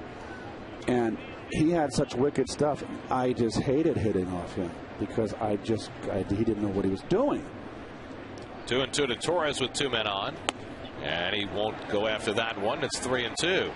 Well, let's see. That is now 11 of the last 12 batters. Ollie's had a 3-ball count. Lincecum at second. Rowan at first. And he's got 97 pitches. 97 pitches with 1 out in the 4th inning. You know how hard that is to do? You know how hard it is to watch? I do. I'm sitting right here.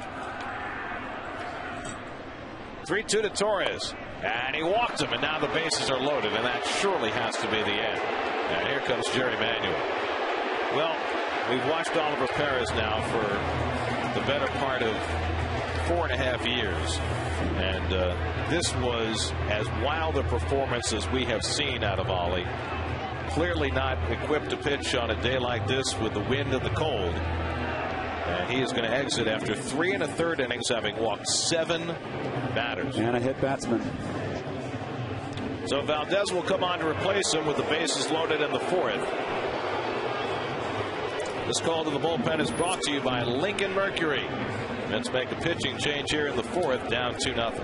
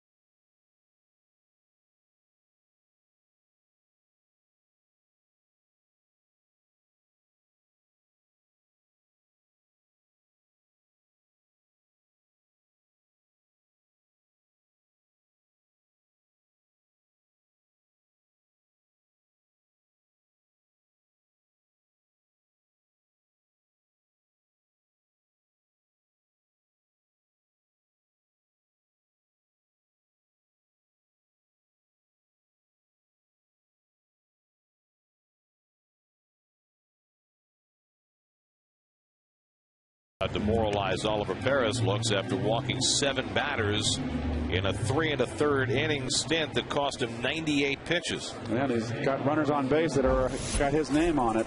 And you see Raul Valdez coming in here with 3 inherited runners, and he has not pitched in a while. Valdez. Last outing for Raul was 8 days ago in Philadelphia, so we'll see whether he can shake off the rust quickly with the bases loaded and 1 out, and Pablo Sandoval at the plate. Sandoval has struck out and flied to right, 0 for 2. Valdez for a while was getting a ton of work, but lately the forgotten man in that Mets bullpen. Forgotten no longer here in the 4th inning. And there's a fastball for a strike. And this is a huge spot because this is a very winnable game. The Mets are facing Tim Lincecum. It's going to be difficult, but if they give up much more here, it might be impossible. Well, if the Giants have another opportunity to blow this game open, you leave the barn door open. You can't let someone close it on you. They loaded the bases in the 3rd inning, but Ollie got out of it by getting Sherholtz to pop up, and then Matt Downs hit that long fly ball to left center that Pagan ran down in the gap. Now another bases loaded 1 out opportunity for the Giants here in the 4th.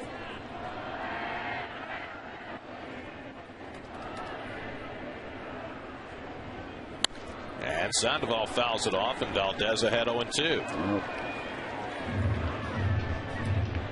Juan Uribe hitting cleanup today for the Giants. Remember, this is an unusual Giants lineup today.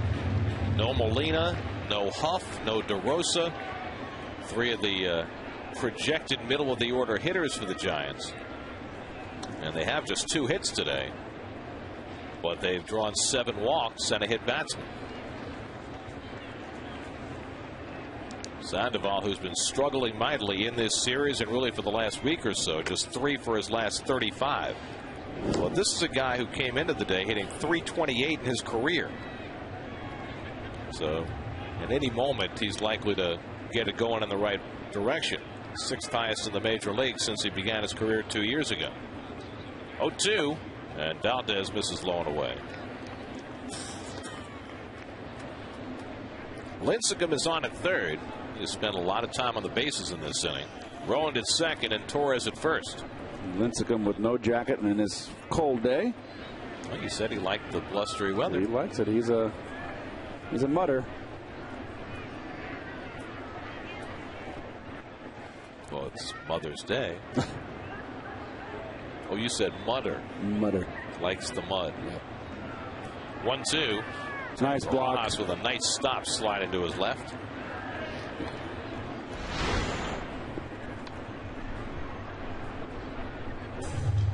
Nicely done.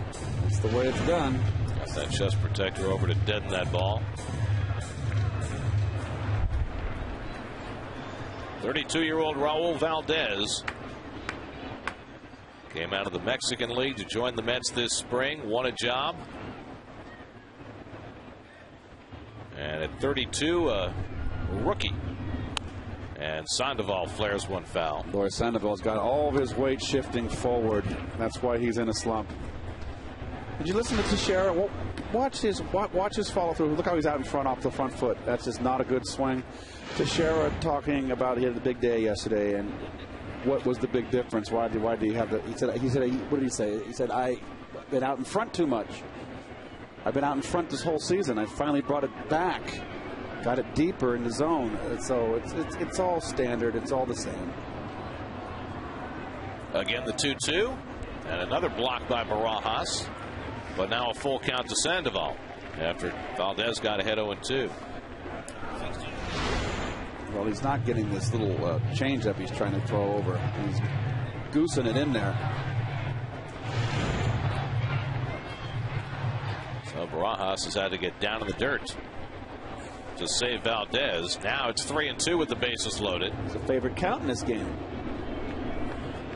It's 12 of the last 13 Giant batters have had a 3-ball count. Sandoval breaks his bat, lines it to Davis, can't get the double play, as scrambling back to first is Torres. Wow. A broken bat liner, and Sandoval retired for the 2nd out. So the Mets are 1 out away from getting out of another bases loaded jam. Giants must feel snake bit. Davis chasing Torres while looking to see if there was a play to be made anywhere else, but the Giant runners were alert. So 2 out, and after the Giants failed to score after loading the bases in the third, they're trying not to bypass another chance. Uribe walked twice against Perez and scored a run. And Valdez gets the first pitch curveball in for a strike. Lincecum still at third, Rowand at second, and Torres at first with 2 down. 2-0 Giants. Were in the fourth.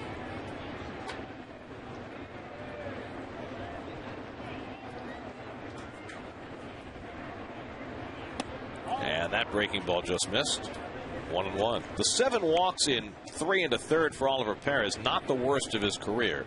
He had a game against the Phillies back in April of 07 in which he walked 7 in 2 2/3. Nonetheless, a troubling day for Ollie.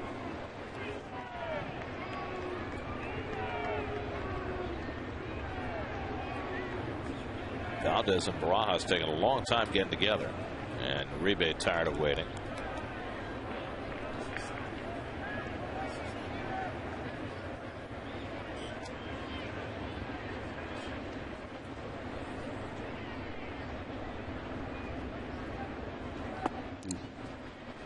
Two and one. Remember the game Friday night when Pelfrey and Sanchez were throwing strikes and we had a nice, crisply paced game? I remember it well. Seems like so long ago. Wasn't that long ago Maurice Chevalier was in Paris? I remember it well. And another 3-ball count. That is 13 of the last 14 batters that Met pitchers have gone to a 3-ball count. Mercy. Sooner or later, you got to pay the fiddler here. Eli Whiteside on deck. 3-1 with the bases loaded and 2 out.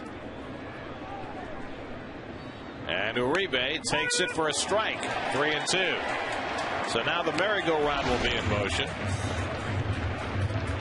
Fastball down the middle, and he's taken all the way. Oh, boy. He'd have been on that like a rash. The runners, Lincecum, Rowand, and Torres will all be moving with 3-2 and 2 down. There's medication you can take for that. 3-2 to Uribe, and he missed outside. Oh, and he forces in a run. Oh, I thought that wrapped around the plate. Oh, I thought that was strike 3. Lincecum trots in, and it's 3-0 Giants. This ball could have curved around, but I thought it was a strike. I think it fooled everybody. Well, when you're throwing as many balls as Perez and Valdez are, it's hard to get a call. No, it curved around. I don't think you so. see, there's the angle. Good call. Missed. Stand corrected. Well, Paul Schreiber's had an exhausting day behind the plate trying to call balls and strikes for these guys. They finally pay for it with the bases loaded walk. Now Whiteside bats. He's popped up and been hit by a pitch, 0 for 1, and he takes a curveball for a strike. Rowand now at third, Torres at second, and Uribe at first. Well, that stretch of 33 straight innings without Met pitchers walking a hitter feels like an age ago. It only ended in the 10th inning yesterday. Inside off the mitt of Barajas. Here comes Rowand. Barajas' throw not in time. And it's 4-0 San Francisco. That's got to be a pass ball. Well, Barajas playing with that bad finger just didn't catch this ball. Yep. Plain and simple.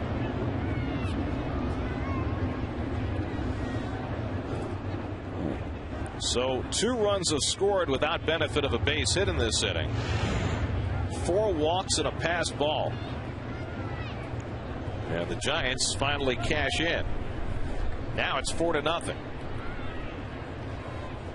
And Whiteside lifts one to right field. Francoeur has plenty of room. And that finally does it for the 4th inning. But the Giants scored 2 without a hit. Oliver Perez done. Bobby Ojeda waiting. We'll join him. Let's hear what he has to say when we come back.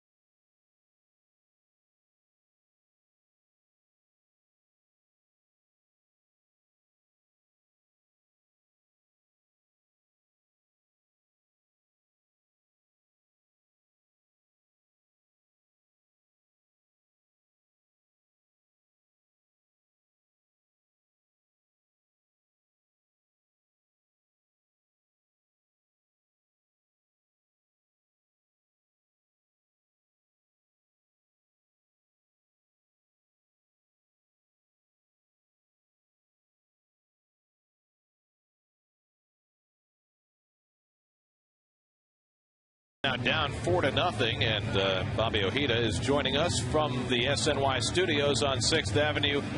Bobby, 98 pitches, 3 1/3 innings, 7 walks from Oliver Perez. You saw it. What can you say? Well, it's just awful. I mean, he looked awful from the get-go. He was yanking that fastball inside the cutter, and the curveball he should have put in his pocket in the first inning. He clearly had no feel of that pitch and any other ones for that matter. Well, Bob, does something like this you think require maybe going down and some getting some starts down in the patience running out here? I mean, this is just such a regression here, and everybody's got to pitch in the cold weather. The cold weather is fine, okay? No one likes to play in cold weather, but everybody's got to deal with it. Yeah. Well, Jason Bay retired, 1 away. It's certainly not predicated on the weather, you know, Keith. You've got to do it no matter what. You know, where are you going to send him and what are you going to get? Because even if you send him down and he does something down there, you're never going to trust it until he begins to do it on a regular basis at the varsity level. And I think they're married to him. If anything, when Igarashi comes back, he maybe move Takahashi into the starting rotation and find some designation for Ollie, because this is the type of thing when the club's on a roll, it sucks the life right out of you. Now, you can watch him, and we've been watching Ollie for the better part of 4.5 years now, and he can be brilliant at times. He pitched very well his last start in Cincinnati, and then he throws in a clunker like this. And when you watch him, is it a mechanical thing? Does it appear to be a lack of confidence? Does it seem like it snowballs on him? What can you make of what Ollie has happened to him in games like these? Well, you know, Gary, I really think his mechanics are always going to be in a work in progress, if you will. I don't think he'll ever nail a consistent delivery. I think it comes down to competing and concentration, and I think he loses his focus. You know, I'm watching him in the few games I've watched him over the last couple of years. It looks like a concentration just floats away, and then it just becomes this battle within himself, and he forgets about competing and is just lost. He looks lost, and he takes a lot of people with him. On the other side of the coin, Bob, the guy out there on the mound right now for the Giants, what's your impressions of him? You know, I want to be him. That's my impression. That guy's awesome. He's got 4 pitches. He knows how to use them. He's a competitor. You know, 94 cheese. He's got a hammer. He's got a slider. And expands the zone, just knows what he's doing. I noticed he quickened his delivery up a little bit today with runners on base. Well, he came up and into David Wright, and David looked like he was a little perturbed by it, and then he strikes him out low and away. Yeah, and this is after getting him in that first inning when he was struggling, and he got him and Bay on those curveballs. So he gets in your head, I believe, Keith. You know, Keith, when you're up there and a guy does that stuff, drops hammers on you, 3-1 counts, that's got to get in your head, I believe.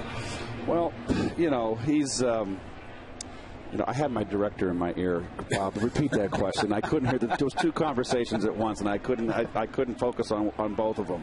Guys, like Lincecum, can throw the breaking balls behind in the count when he's in trouble. That's got to be sure. A bit more. Well, all the great pitchers are able to. Uncle Charlie is always a great pitch. And if you know the great pitchers are in the Hall of Fame, Tom Seavers, Dwight Goodens, whatever. I mean, Dwight's not in the Hall of Fame, but all your top-notch pitchers that win, they can throw you the breaking ball, the off-speed pitch in any situation, in any a close ball game late, 2-0. It's not a sure thing to be sitting on to get a fastball. And they can not only just not throw you a get-me-over curveball, throw you a quality curveball. You know, that to me is the difference what separates the men from the boys. Bobby, when you watch a guy like Lincecum, who has such an unorthodox delivery, does it make you take a step back and say, maybe we are being a little too cookie-cutter with the way we're teaching pitching these days? Oh, my gosh, Gary, I couldn't agree with you more. I think that's why so many pitchers come from other parts of the world, because they're not over-taught. They just play the game. But would you teach anybody to pitch the way Lincecum does with that pinwheel delivery? No, but I love the big stride. I will tell you this. I love a long stride. I think a short stride leads to too much movement in your base. I like a long stride. I don't know if too many people are as flexible as Lincecum, but he's able to pull it off. But his father didn't cookie cutter his mechanics. His father let him develop as throw the baseball and then fine tune it. Bob, do you think that kind of delivery where he comes way over the top, is he going to be prone to maybe a shoulder problem or something later on down the line? You know, maybe somewhere down the line. But in the meantime, he's going to have a wonderful career, make a lot of money, and maybe get a ring on his finger. I think sometimes we try to prevent an injury. We actually prevent careers from ever happening. That's a good point. Well, Very Bobby, good point. Thank you for your observations, and we'll see you after the game on Lincoln Mercury Postgame Live. Okay, guys, enjoy it. See you, Bob. Thanks. It's good to have an alternate pitcher to come in and give us a little knowledge. Yeah, it's because Bobby was a very control pitcher, knew how to pitch through strikes. And so it's always interesting to hear that, because you've got actually two big stark differences in pitching. You've got one guy out there with great stuff, knows what he's doing, throws strikes, and Ollie, who was all over the place. So you had a north and south polarity today was just stark. 1-2 to Frank Core, and he pops one foul. Well, there's Lincecum as a youngster, and you can see it's same thing. Pretty much the way he does it today. Yeah, same thing. His dad taught him to dangle that right arm and then come all the way over the top and through so that he can pick $1 up off the mound. Why change? It's working for him. Frank Core lifts one to left, playable for Torres. And he makes the grab to end the inning. So, first walk given up by Lincecum, but he sets the Mets down and leads 4-0 after 4.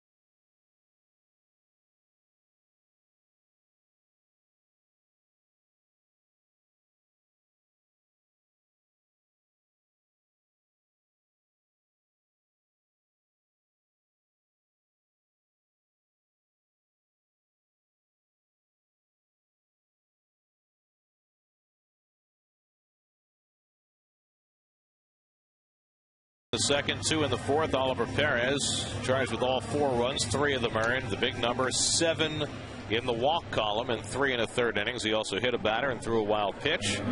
And Ollie's on the hook in this game as the Mets take on Tim Lincecum, who's trying to go 5-0 on the season. Raul Valdez came on in relief in the fourth, walked the batter with the bases loaded. Now Nate Scherholtz leads off in the fifth, and he takes a strike. Scherholtz 1 for 2. Dunked a single into right and scored a run in the second. Popped up with the bases loaded in the third. The Giants kind of breathing a sigh of relief after that last inning as Scherholtz pops one up on the left side. And Wright will stay with it for the first out.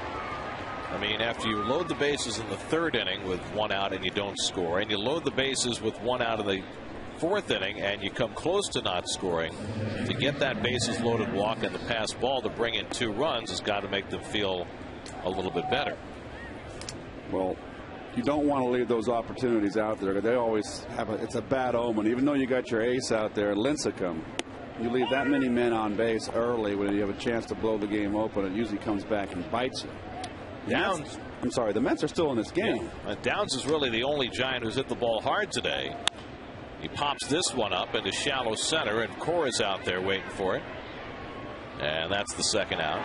So Downs, who hit what looked like it might be a bases clearing double his last time up before Pagan got over deep in the gap to cut it off. This time pops up for the second out.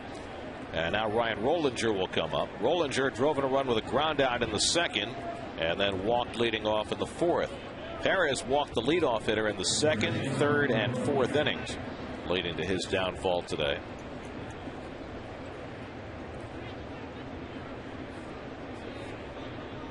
And Rollinger takes a curveball for a strike. So Valdez, who hadn't pitched in 8 days and looked like it in the fourth inning, looks like he's a little more in rhythm here in the fifth. And a fastball for a strike. 0-2.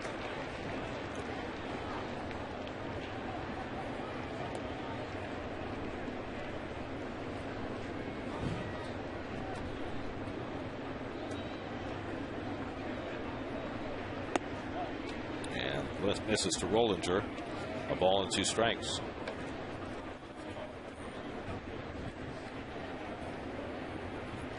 Lincecum on deck.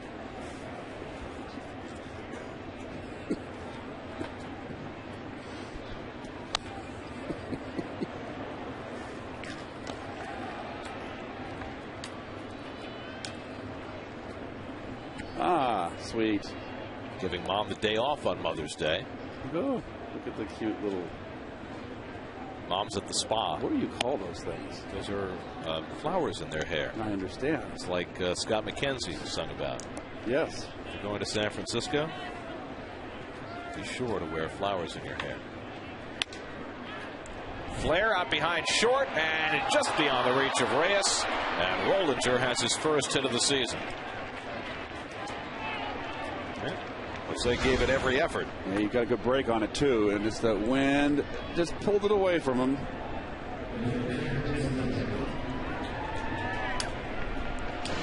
So the Giants have just their third hit of the afternoon. A 2-out single for Rollinger, and now Lincecum, who walked in the second, bunted into a fielder's choice and scored a run in the fourth. And takes a strike.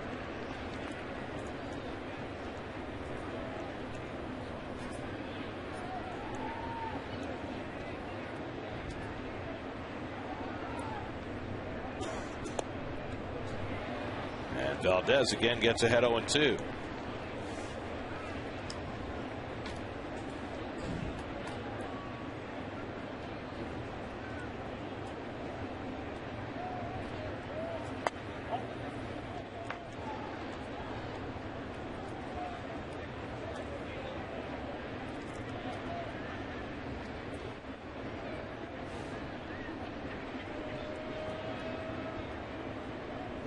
Struck him out with a fastball. Valdez has his first strikeout of the afternoon. Halfway through at Citi Field. Mets trying to get it going against Lincecum, down 4-0.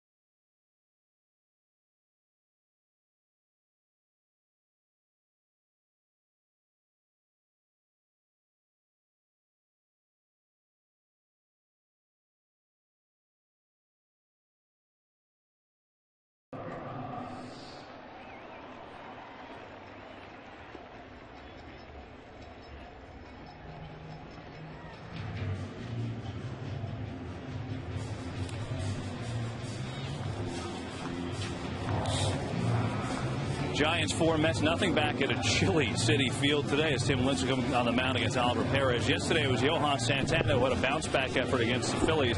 After the game, though, some news because Johan actually changed his stance a little bit for the pitches because he and some of the members of the Mets, Dan Worthen, felt that he was tipping his pitches a little bit. Lincecum delivers. Started off against Rod Barajas. There's a strike. And here's what basically they felt Johan was doing. And he's something he'd been doing for a few years, but after the results the Phillies had, they decided to change it. Fastball, he's kind of giving one of these with the gloves, and it got so pronounced. Changeup, he kind of tilt the glove enough as Barajas fouls this one back. He would tilt the glove a little bit like that. So you had that for a change, this for a fastball. And, you know, Dan Worthen felt like it's something he's been doing for years, but nothing that drastic. It got drastic enough against the Phillies on Saturday. They decided to make a change. So where Johan usually sets something like this with the glove, yesterday he had the glove down, easier to get to the set position, and no chance of giving away a pitch. So we'll see what happens this week as Johan throws a bullpen and gets more used to it. But, guys, yesterday he said it felt comfortable. But, you know, guy's been doing something all his life. A pretty drastic change for him yesterday and pretty good results. Back to you. Okay. Well, the last thing in the world you want as a pitcher is to give evidence of what's coming to good hitters. And if that was part of the reason why he gave up 10 runs in Philadelphia, then obviously they have to do something about it. Well, you don't want to give pitches even to 220 hitters. You don't want to give those guys a chance.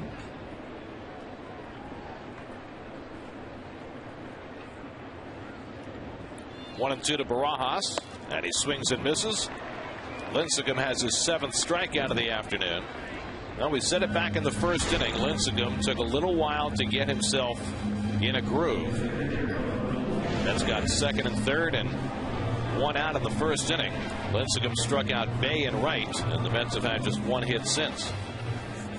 This guy's is amazing with with video now, the things that are noticeable too. Again, this is something, Johan's been doing this same setup for years, but the swings that the Phillies got, the Mets staff just felt they were too good, especially in certain situations, like 1-2 pitches, just almost knew it was coming. So when they looked at the video, they saw that things were more pronounced. So thus the change was made. Are you still cold, Kev? Threw the gloves on, Keith. I'm hanging in though. Actually, the wind isn't as bad as it was at the beginning. Valdez bounces one toward the middle, and he's got a base hit. So Raul Valdez, who picked up his first big league hit in the 20-inning game in St. Louis, only to be thrown out trying to go to second, has himself another. Lincecum tries the old backdoor backhand. He's flexible enough he could probably make that play. So the Mets have just their 4th hit of the afternoon. 1 out and 1 on for Angel Pagan, who had the first hit, a single to right field. That opened the first inning. Struck out in the 3rd. Thanks, man.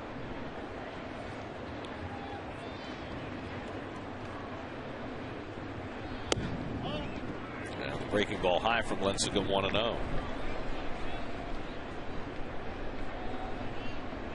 Lincecum's got to be careful. Mets very much in this ball game. And the fastball too high.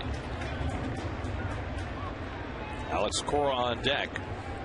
Lincecum walked his first batter in the last inning, but he's been behind very few hitters this afternoon.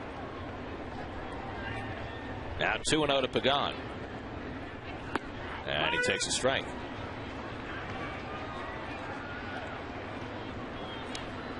He's got 80 pitches, but look at the big 52 strikes. He has nearly a 2-to-1 strike to ball ratio. For the season, he has a 7-to-1 strikeout to walk ratio. And that's exactly what he has today. 7 strikeouts and 1 walk. If he can do that over a full season, might be a Cy Young. That'll work. I notice he's throwing 90, 91, and he's beating the hitters and hitter counts. So I got to believe that he's got a very sneaky fastball, very electric fastball.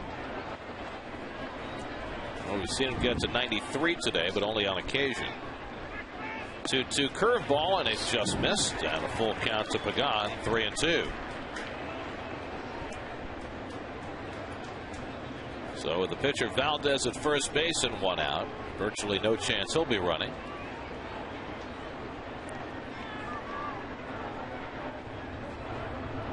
Three-2 to Pagan. Tapped slowly. Downs comes in, makes the tag, makes the throw, double play.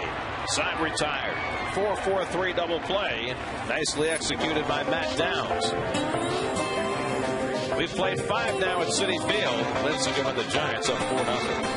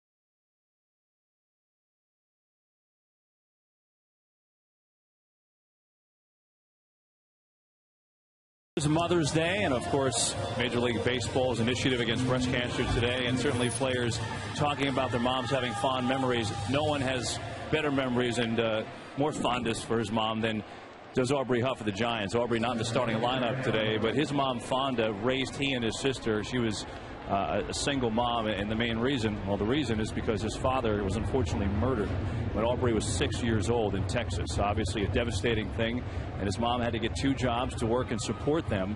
And Aubrey said, boy, I mean, obviously what she did for me I'll never forget. When I was 7 years old, I went to my first baseball game. It was a Rangers game, and I came back, and I remember telling my mom, boy, it was great. I really want to be a baseball player, Mom. And she said, well, if I ever get enough money, I'll buy you a batting cage. He lived on a big, sprawling Texas farm. As Aaron Rowan lines the first pitch, a couple hops for Alex Cora, and there's one away. So that was at 7 years old. By the time that Aubrey was 11, his mom had the money and bought the batting cage. Huff said, I appreciated it so much, I never, ever went out in high school. After school, I came home, I hit. A couple years later, I helped get enough money to buy a pitching machine. That's what helped me get to the place I am today. Pretty special for him. Guys? That is a great story, and the sacrifices that parents make for their children and try to make a better life for their kids. That is a wonderful story.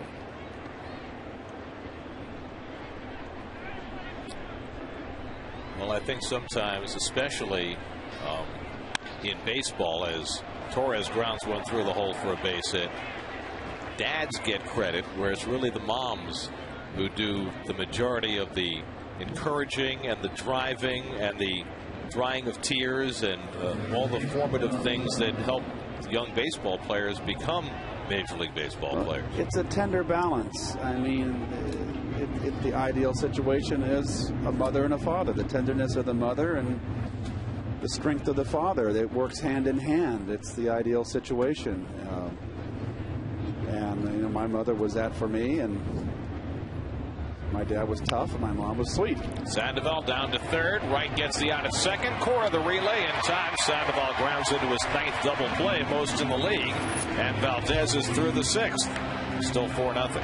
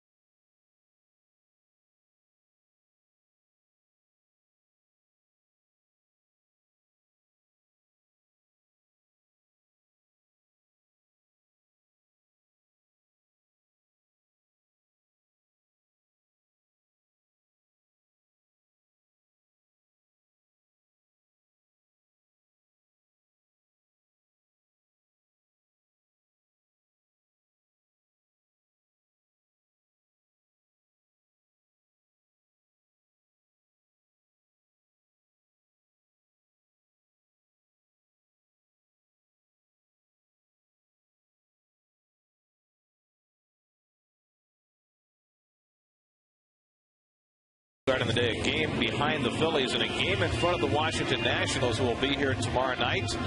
Nats are playing the Marlins this weekend, and Livan Hernandez is doing it again. He's got 5 scoreless today against the Marlins, up 2-0 in the 5th. Alex Cora takes a strike as the Mets come up in the bottom of the 6th.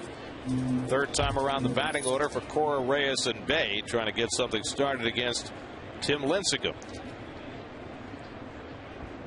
And Cora pulls one foul, and it's 0-2. We talk about Livan, and he came into the game with the second lowest today, with the second lowest ERA at 0.99. He's improved on that, obviously. Ubaldo Jimenez is .87.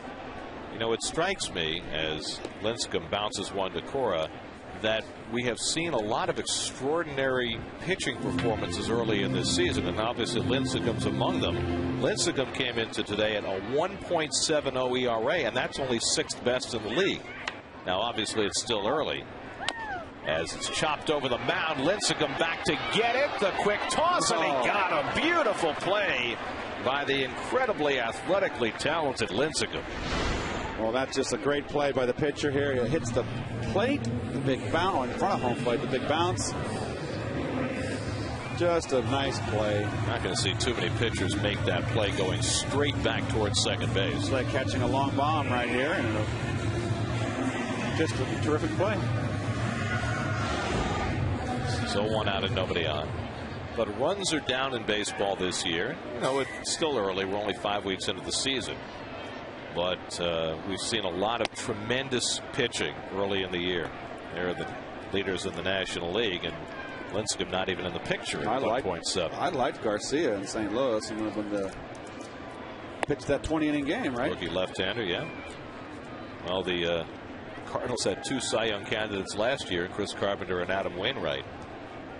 Lincecum won the Cy Young balloting, one of the closest votes ever. In fact, Wainwright ended up with more first-place votes in the Cy Young balloting. They have a first, second, and third system. Wainwright got 12 first-place votes and finished 3rd overall. Lincecum got 11 first-place votes, and Carpenter got 9. Hit hard toward the hole, and Reyes has his 2nd hit of the game. So the Mets have their 5th hit. They're their seasons from last year. Now, my contention is that Carpenter should have won. He had the lowest whip. He gave up only 7 home runs. He had the lowest ERA.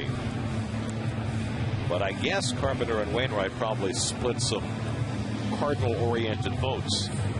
My feeling there is that Lincecum is 3rd on that list. Really? Yes. I think the wins goes a long way. The 19 wins means a lot, especially in today's game. Well, I think that among the voters, which are sports writers, I think that for many people, wins has become a less important statistic over the year. I've always liked the wins. I mean, the fact that there's hardly any 20-game winners anymore. I think it's more difficult for pitchers to win 19, 18 games than it was 2 decades ago. And I think it should have some import. I feel that way. And especially with the ERAs there. You got a great ERA, Wainwright. Yeah, well, all 3 had great ERAs. Yes. And, you know, all 3 had, you know, low numbers of hits and walks. Now, Lincecum behind Bate 2-0. Reyes runs. Whiteside's throw, not in time. Downs keeps it from going into center field, and Reyes has his 3rd stolen base, his 4th stolen base in this series, his 2nd today. Number 8 on the season. And a perfect throw wouldn't have got him. So it looks like Jose is starting to get his stamina back, his explosiveness, and starting to turn it on a little bit. We mentioned Lincecum has been a guy who's been easy to steal on, the one crimp in his game. Now a runner in scoring position, 3-0 to Bay, and he takes a strike. Of course, when you allow as few base runners as Lincecum does, it's not as big a deal as maybe it would be for another pitcher.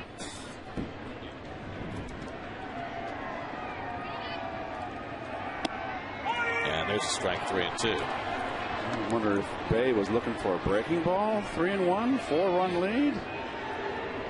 Big ballpark. Think about that opponent's batting average. Lincecum holds lefties and righties to just about the same mark. 3-2 to Bay, and he walked him, and the Mets have 2 men on for the first time since the first inning. Threw him a change up there, 3-2.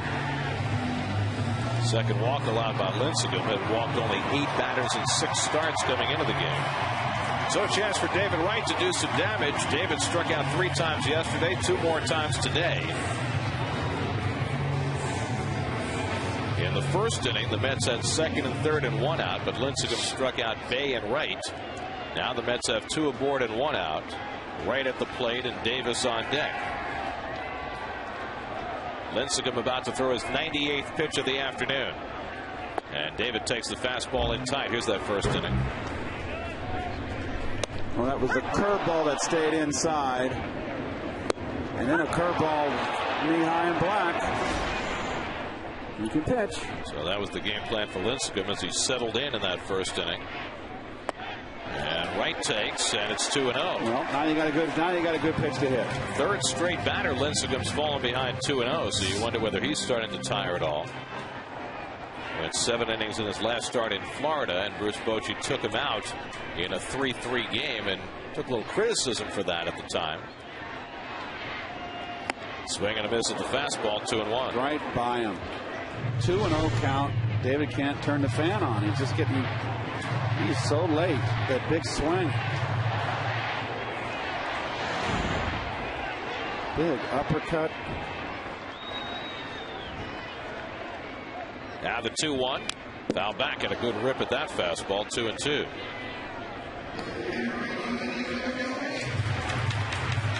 Now the strikeouts have been mounting for David. 2 more today, giving him 39 for the year. Only Justin Upton of the Diamondbacks has struck out more. 140 strikeouts last year, a career high for David. Reyes at second, Bay at first with 1 out. And he struck him out again. Right by him. Got him with the fastball, 3rd straight time. Wright has been struck out in this game, and the 5th straight time he's been struck out over the last 2 days. Fastball in, wants it away, but it's in. And he threw it by him. He's just not getting the barrel through.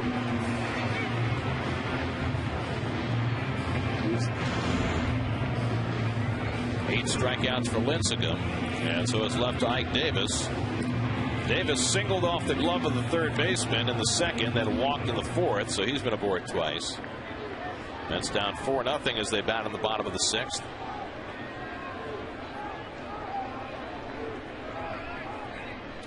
And Ike swings at the curveball, 0-1. Very smart pitch right there. Young kid looking for a fastball. First pitch, drops a hammer on him.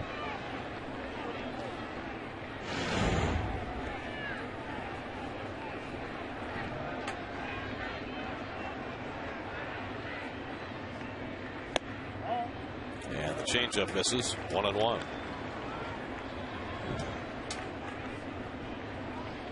There is no action in the Giants bullpen, with Lincecum about to throw his 105th pitch. 2 out and 2 on in the 6th. And Davis takes the fastball wide, 2-1. Tim Lincecum will turn 26 years old next month. Already has 2 Cy Young awards under his belt in each of his first 2 full big league seasons. What a beginning to a career. And the curveball, Davis lays off, and it's 3-1. Good eye by Ike. Another reason why I think this kid has a great chance to be a fine player. Got a good knowledge of the strike zone. Dave Righetti's going to get him hopping in the bullpen now. He's got a better swing than his dad. Oh. 3-1 to Davis with Francoeur on deck. And Ike pokes one the other way for a base hit. That'll bring home Jose Reyes. And the Mets are on the board. An RBI single for Ike Davis, and it's 4-1. And the Mets will get the tying run to the plate here in the 6th.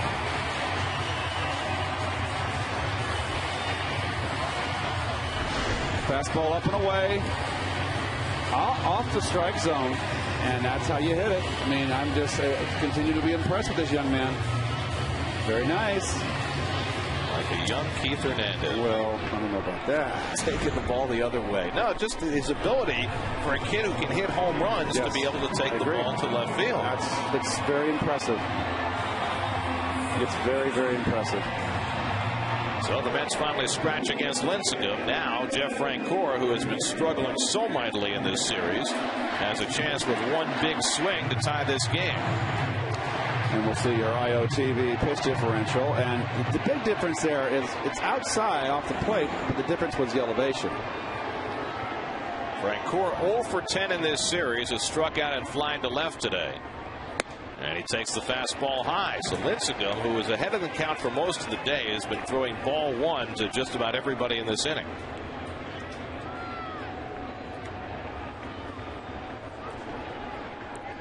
Two on and two out. And Francoeur takes a big hack and fouls back the fastball 1-1. Just looks like Dan Runsler, the left-hander, Sergio Romo, the right-hander, up in the Giants bullpen. Just looks like Lincecum right now is reaching back for something extra. Well, he knows this is probably his last inning. About to throw his 110th pitch.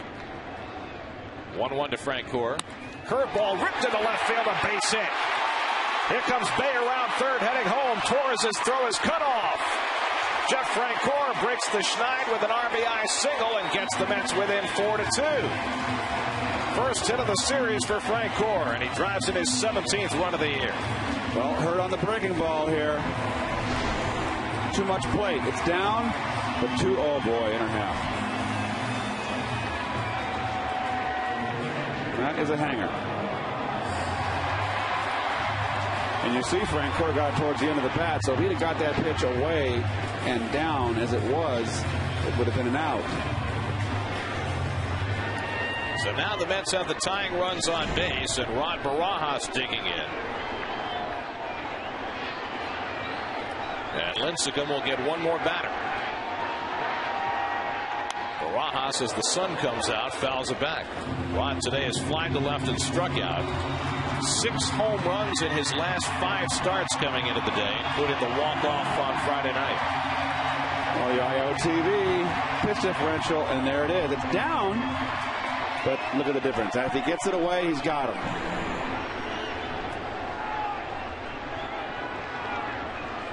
See, he's been hurt by the changeup and the curve, and see if he sticks with the fastball. And it up and into Barajas, 1-1. Henry Mejia up in the Mets bullpen. Gary Matthews Jr. is out on deck to pinch hit.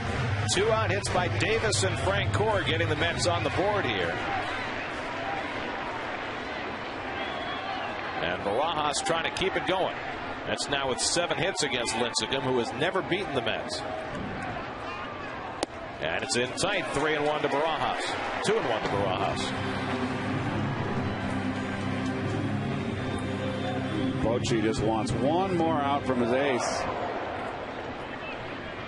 A 1-out single by Reyes, who stole second. Bay walked, and after Wright struck out for the second out, Davis and Francoeur with RBI hits. Now 2-1 to Barajas.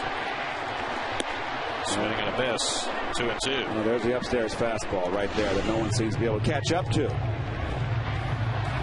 Got a lot of life up there. Yes, it does. He'd be a fool to throw anything off speed right now.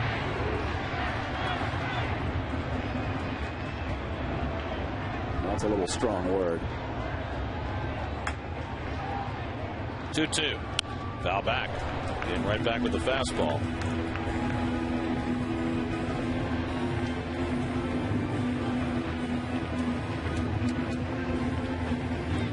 Lincecum up to 115 pitches. Trying to find his way out of this 6th inning. He's thrown 32 pitches already in this inning.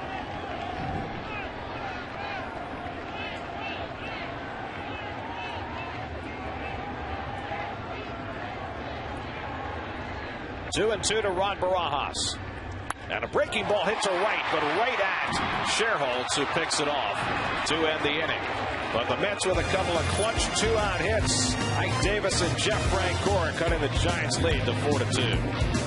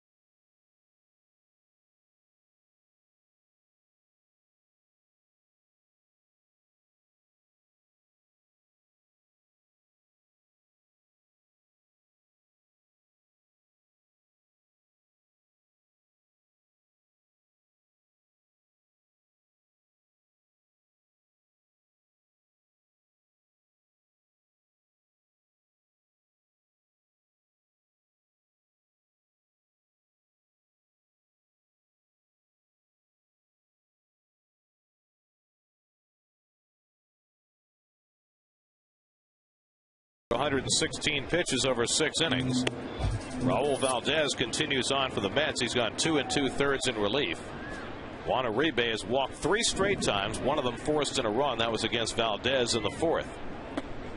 And Raul falls behind 2-0. Valdez shaky when he came onto the 4th behind Oliver Perez. A walk and a pass ball produced 2 runs, but 2 good innings since then. And now it's 3-0 to Uribe, who's on the verge of walking for a 4th straight time. Perez walked 7. Valdez has walked 1. Eli Whiteside on deck. There's a strike, 3-1. Perez went 3 1/3, allowed just 2 hits, but 7 walks and a hit batsman. Cost him 4 runs, 3 of them earned, and Ollie's on the hook in this game. And that's ball 4. 4 straight walks for Uribe, hitting cleanup today, and he's on leading off in the 7th. Here's your upcoming schedule. Remember, all Mets games on SNY are available in HD, presented by IOTV. And if you're not near a TV, you can listen to all Mets game on Sports Radio 66 WFAN with Howie and Wayne. 3 games coming up. The Nats starting tomorrow night. John Mayne against Luis Attilano. Mets first look at the rookie right-hander Attilano, who's a former Braves #1 draft pick, tomorrow night. And there's John Mayne, who has had some very encouraging starts the last 2 times out.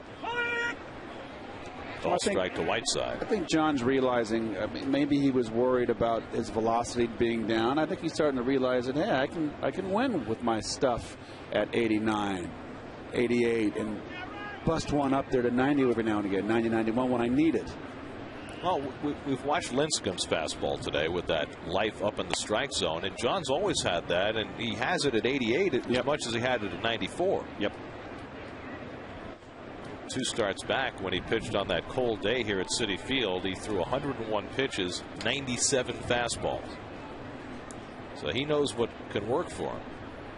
Threw more off-speed stuff in his last start in Cincinnati, and that pitcher's ballpark on a warm day. In a hitter's ballpark on a warm day. 1-2 now to Whiteside, who's popped up and hit by a pitch and flied out.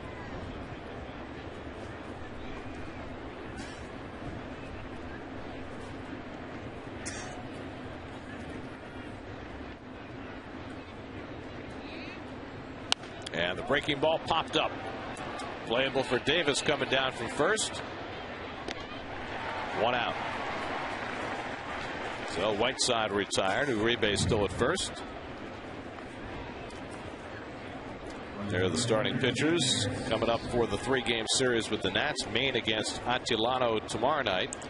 Jonathan Neese against Scott Olson, who took a no-hitter into the 8th inning in his last start on Tuesday night.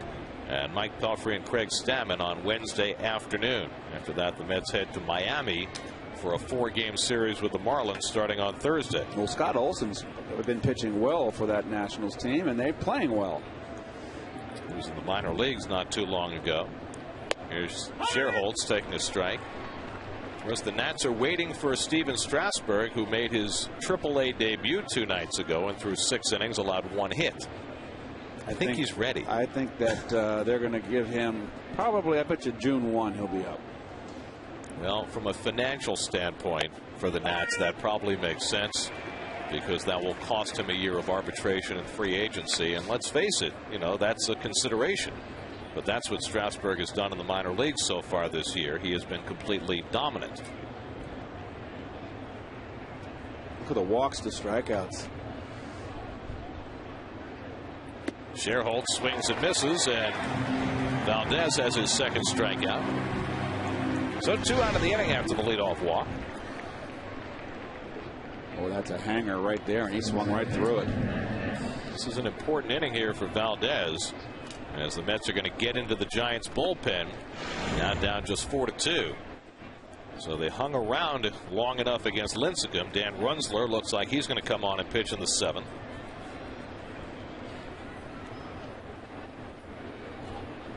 Here's Matt Downs, who's 1 for 3 on the day, and he bounces one foul. Downs single to center to drive in a run in the 2nd, and then maybe the most important out in this game if the Mets are able to rally and win. In the 3rd inning, with the bases loaded and 2 out, Downs hit a rocket to the warning track in left center, and Angel Pagan made a beautiful backhanded catch to save 3 runs. At the time, it was a 2-0 game. That could have made it 5-0.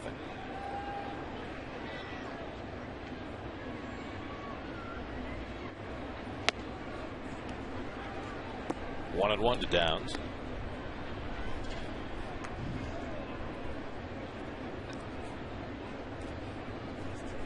Ryan Rollinger on deck. Well, if Valdez can get through this inning unscathed, it would be quite a long relief outing for him. And not pitching for 8 days. And a good one. Spotless outside of the bases loaded walk. That was back when the first inning in the fourth when he walked in the run. The one Uribe. Now he's ahead on Downs 1-2. On the inside corner, strike 3 call. Valdez finishes his stint with back-to-back strikeouts. 3 2/3 scoreless for Valdez, keeping it 4-2.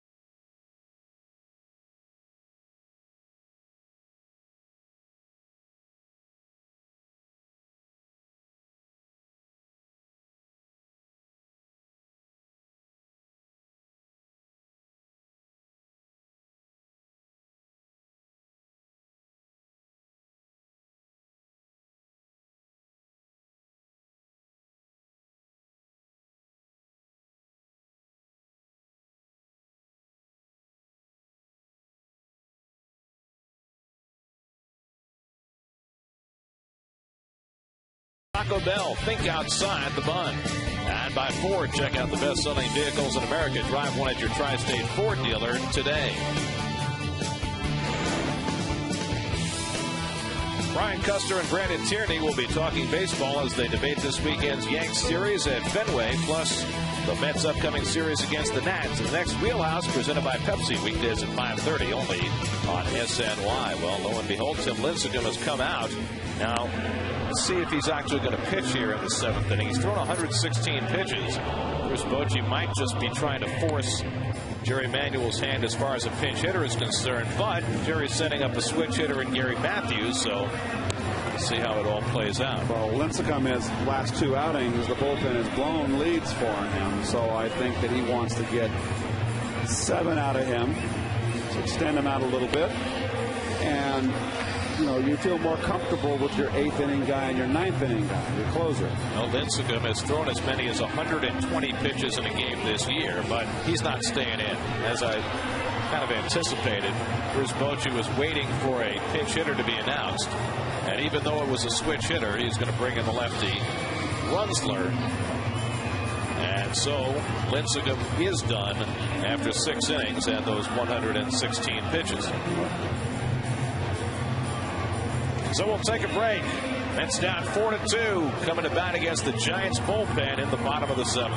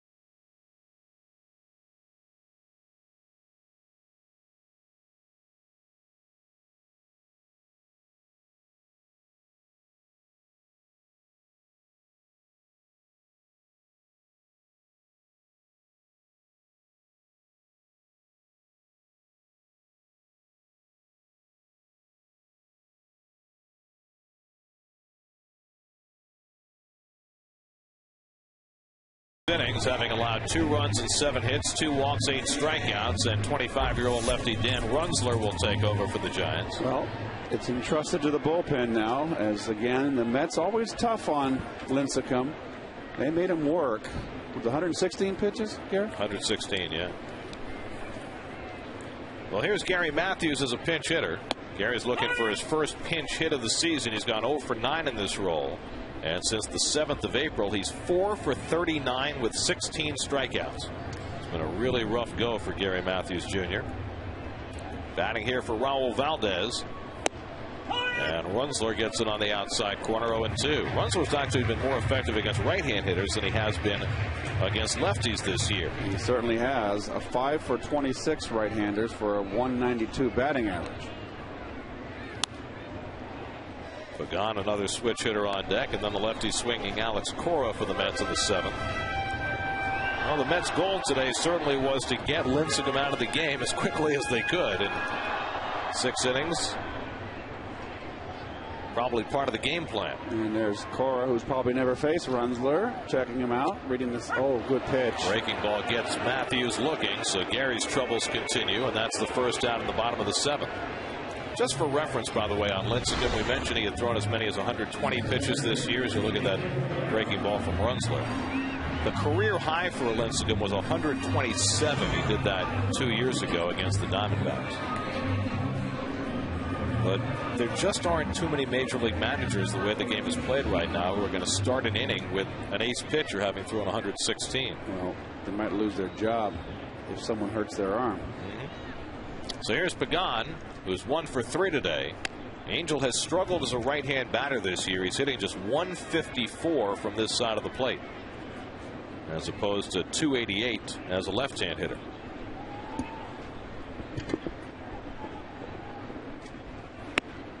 And Runzler falls behind him 2-0 with Cora on deck.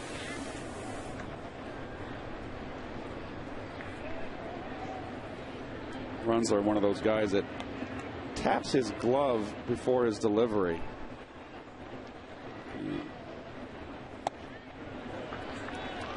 And now it's 3-0 to Pagan.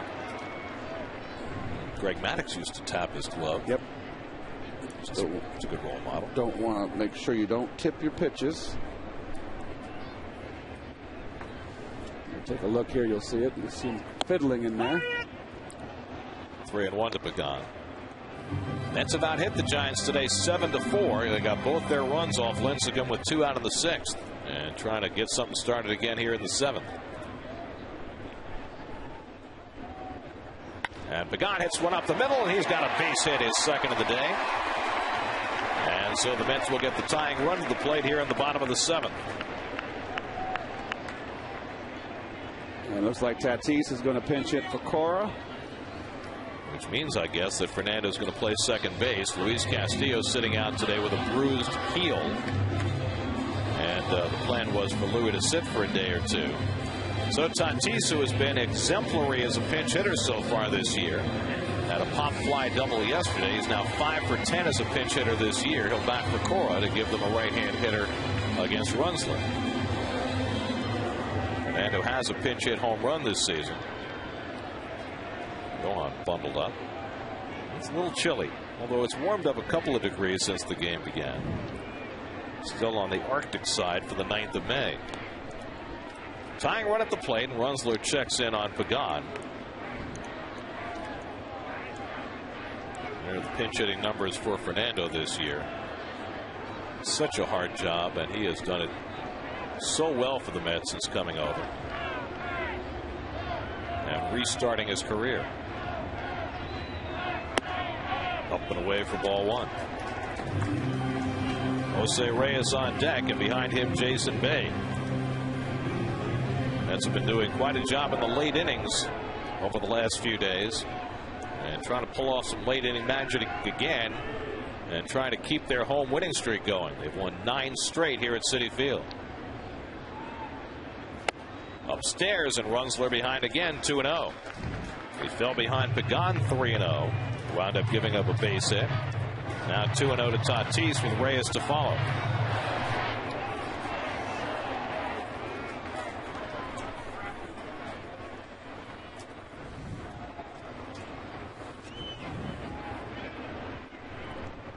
And Tatis takes a rep. Runsler left it away from him, 2-1. For most of these Met hitters, this is their first look at Dan Runsler. In fact, the only Met who has an at-bat against Runsler is Henry Blanco. And he had a home run against him in his only at-bat. Of course, Blanco was yesterday's hero with his walk-off home run in the 11th. 3-1. Folks were joking that the Mets should have called up another catcher today, since they've had 2 different catchers and walk-off homers the last 2 days. First time in Major League history, by the way, that's happened, that a team's had back-to-back games where they've gotten walk-off home runs from a catcher, whether it's the same guy or 2 different guys. Never before in Major League history, before the Mets did it the last 2 days. 3-1 to Tatis. And Fernando takes high ball 4, and the Mets have the tying runs on base. Jeez. So you take out your ace, and the guy behind him has set the table. And now Jose Reyes will try and clean it up. Reyes with a couple of hits today. Single to left, single to right. He's stolen 2 bases. He's scored a run. Dave Righetti out to the mound to talk to Runsler. They have the right-hander Romo up in the bullpen. Romo struggled in his only outing of the series, giving up the walk-off home run to Barajas on Friday night. Henry Mejia getting ready to pitch the 8th inning for the Mets. They would love to stay away from Nieve and Feliciano for a day if they can.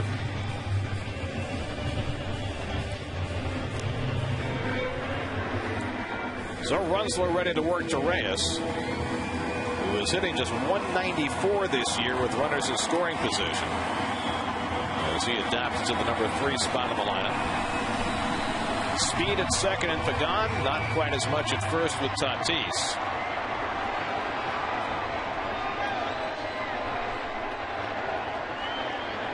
As Reyes weighs in and ignores outside, 1-0. Giants getting a little bit of what the Mets had earlier. It's someone coming in and can't throw strikes. You've seen a lot of ball 1 today. Jeez.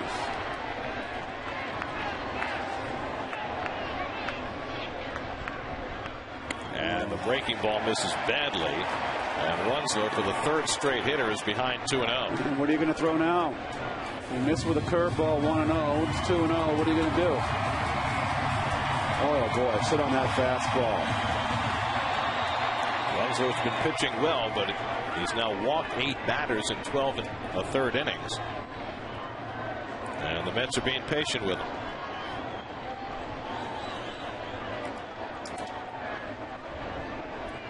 Two and 0 to Reyes.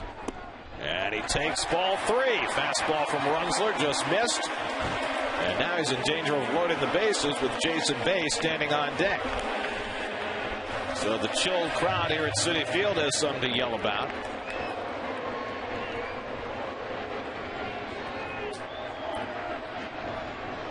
Reyes takes one low and inside, ball 4, and the bases are loaded. And Bruce Bochy can't get up those dugout steps fast enough.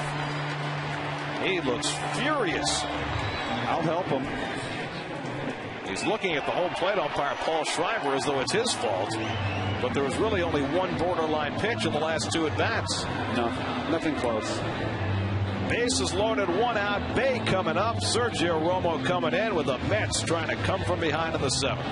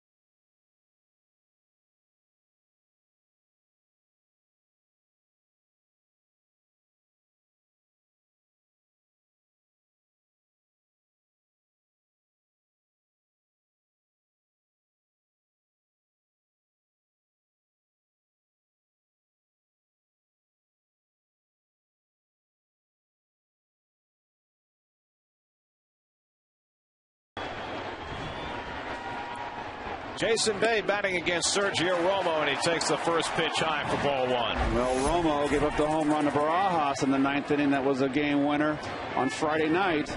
All 3 of his home runs he's given up this year have been go-ahead home runs. So Bay with an opportunity with the tying runs in scoring position, the potential go-ahead run at first with the Mets down 4-2 in the 7th. Bay is 0 for 2. And he takes a letter-high strike, 1-1. It's been quite an up-and-down week for Romo. Tuesday, he came on for Lincecum and gave up a 3-run homer to Dan Uggla in Florida. Wednesday, he worked out of a bases-loaded no-out jam behind Barry Zito, and then Friday gave up the home run to Barajas. So we see whether he's up or down today. 1-1 to Bay. Tries to hold, but he went around, and it's 1-2.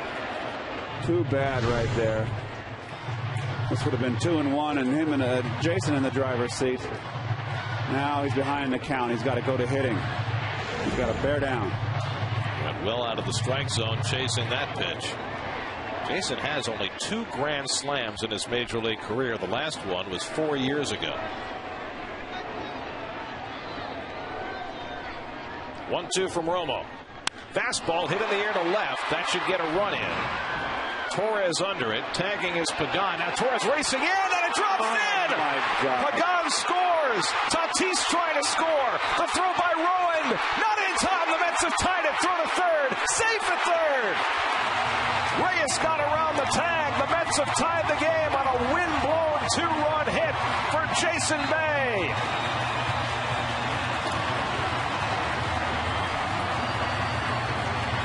And now Uribe, who was covering that play at third, getting into it with the second base umpire Hunter Wendelstedt, and Bruce Bochy taking up the conversation after Reyes was beaten on that throw but managed to get in safely. The throw's high. Let's see. Tough angle right there. I think he got in. I'm sure we'll get a better angle, and we have it right here. He's in, and it was a good throw. He's out. Wasn't good base running on Jose's part. But, I mean, have you been paying attention to this game, you outfielders? Where's the wind been blowing? It is just incredible. That wouldn't even have been a sacrifice fly. Well, the wind has been a huge factor the last 2 days, and it just produced 2 runs for New York. I mean, it's an enormous break for the Mets here. They tied it up. They got a chance to go ahead and sweep. But I just can't believe the airheads out here. I believe that's wind heads.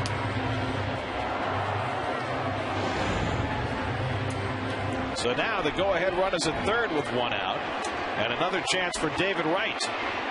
David has struck out 5 consecutive at-bats, his last 2 yesterday and his first 3 today. Needs just a fly ball to get the lead run in. And he takes a letter-high strike from Romo, 0-1.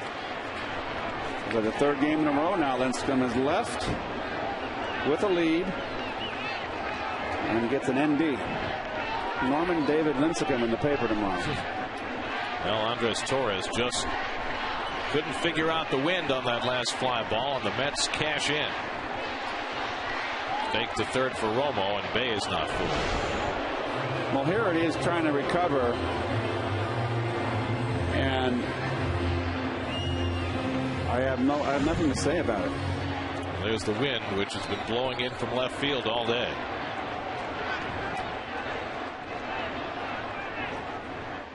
Oh, 1 to David Wright. And a breaking ball popped up, shallow right. Scherholtz getting under it. Reyes tagging. Scherholtz makes the catch. Here comes Reyes. Here comes the throw by Scherholtz. Not in time, and the Mets have the lead. Sacrifice fly for David Wright. And the Mets, who once trailed this game 4-0, now lead it 5-4.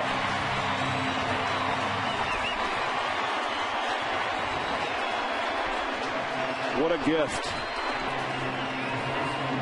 2 shallow fly balls, 3 runs, and a lead. Look at Bochy. He is hot. Well, the 2 walks by Runsler set the stage. The wind-blown fly ball by Bay produced 2 runs, and now Wright makes contact and gets home the lead run. Look at Bay tagging up all the way, trying to draw the throw. Very heads up, Jason. Why do you do this? That's the go-ahead run. He would have been safe anyway. Now they're going to walk Ike Davis and fill the empty base and pitch to Jeff Francoeur. Ike will reach base for the 4th straight time. He's 2 for 2, and now this will be his 2nd walk of the day. Drove in the first Met run with a base hit in the 6th. Well, the Giants had a great series in Florida. They swept 3 from the Marlins, but they've been beaten in walk-off fashion the last 2 days, and now the Mets have come from 4 runs down to grab a lead in the 7th.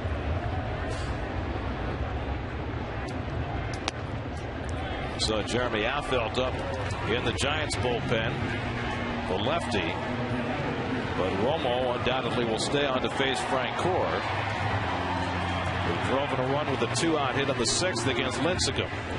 His first hit in the series after beginning the series 0 for 10.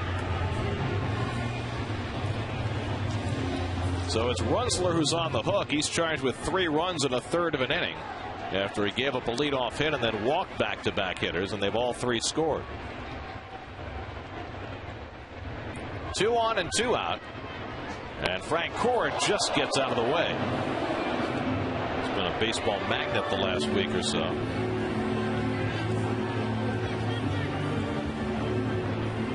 Bay and Davis aboard with 2 down.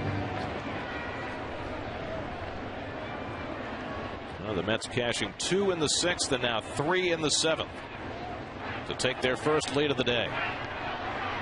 And it's up and away to Francoeur, and again a 2-0 count. There have been 3 walks in this inning, 5 in the game for the Giants. Met pitchers have walked 9. That's 14 walks today. And we're only in the 7th. Breaking ball up and away, and it's 3-0 to Francoeur with Barajas waiting on deck.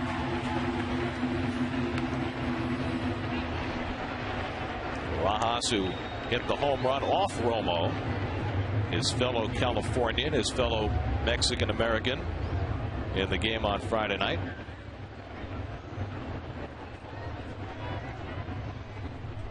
(3-0) to Jeff Francoeur, and it's a strike. Jeff was heading to first base, but Paul Schreiber calls him back.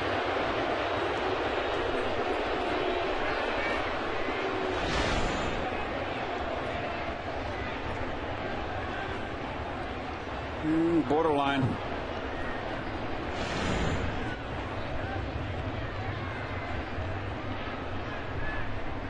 Now on 3-1, Francoeur swings and grounds one to short. And Uribe bobbles it, has no play, and the inning continues. A routine ground ball, and Uribe just botched it. And the Mets have the bases loaded for Barajas. And it's all falling apart for the Giants here in the 7th. Boy, I'll say, routine. He got in front of it.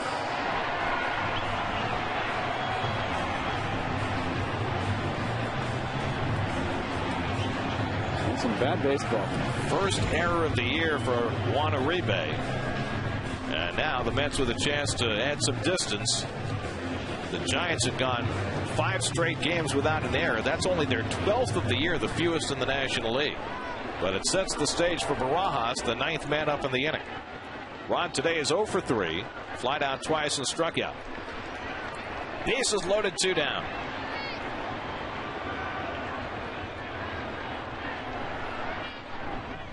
And he takes up and away, ball 1.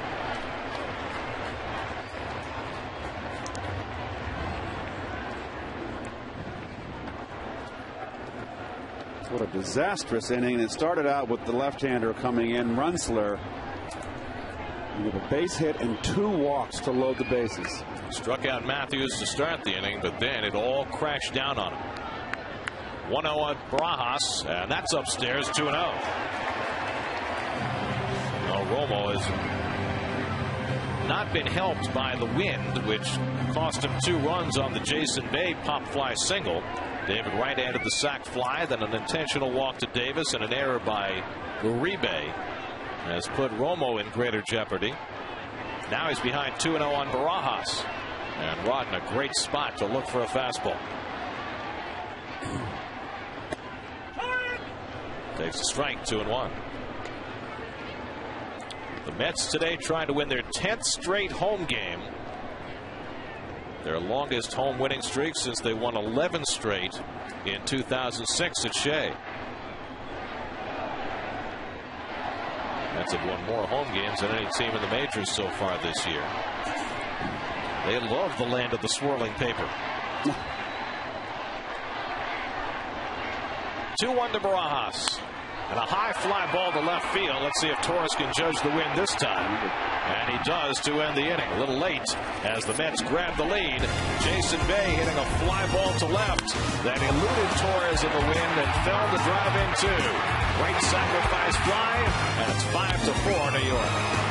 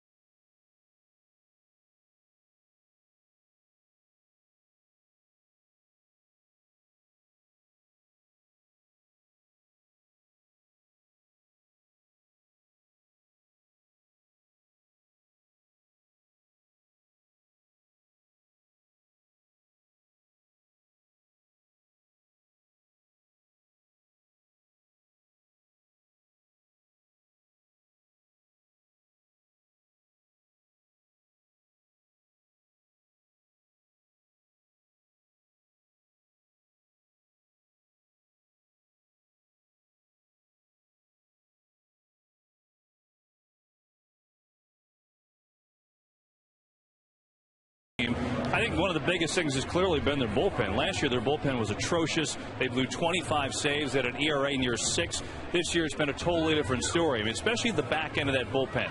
Matt Capps has been fantastic, 12 for 12 in saves. He's got an ERA of 1.04. Tyler Clippard, remember he was here early April, had an unbelievable 3-inning, 7-strikeout performance. That was no fluke. He let up a home run last night, and even with that, his ERA is .79. So the Nationals bullpen, an enormous difference in that team, and they'll get a chance to save another one here this afternoon. Guys, back to you. Well, they have played very well. The Nats are over 500 later in the year than they have been in any season since 2005. Aubrey Huff is batting for Ryan Rollinger, leading off in the 8th against Mejia, and Huff takes a strike. Aubrey Huff had a big base hit for the Giants yesterday that tied up the game in the 8th inning against Pedro Feliciano. Now Mejia working with a 1-run lead in the 8th. Big shift for Huff. Pull hitter, power hitter. Huff has been an everyday player for the Giants, appearing here in a pinch hitting role. Hits one out to left, and Bay is right there waiting for it and picks it off on the backhand as that wind played tricks with it. One away. Let's check in with Gary Apple. He's in the studio with the New York State Smokers Quit Line game break.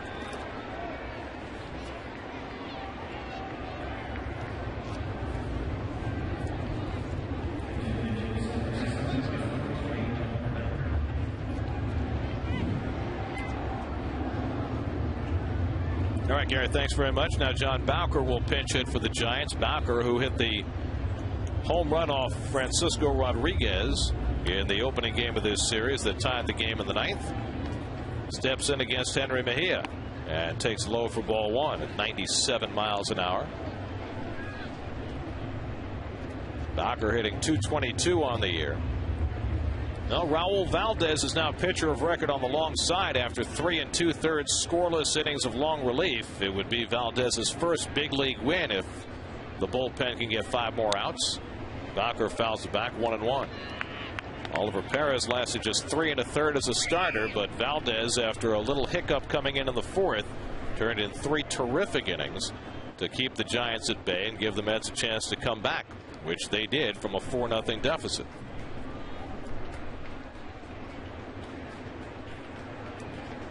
1-1 from Mejia, and that one low and inside, 2-1. Mejia faced just one batter in yesterday's game, struck out Juan Uribe to get the Mets out of further trouble in the 8th after the Giants had tied it against Nieve and Feliciano. And those guys getting a break today, and Mejia filling the setup role. And he misses low, and now he's behind Bowker 3-1 with Aaron Rowand on deck. We're missing with the slider. The outings have become more and more important for Henry. Yes, and he's shown tremendous poise. He hasn't spit the bit. He has shown me a lot of guts. He showed it in spring. I'm not surprised. Just 20 years of age. And he walks Bowker, and now the Giants have the tying run on base. That is 10 walks by Met pitchers this afternoon.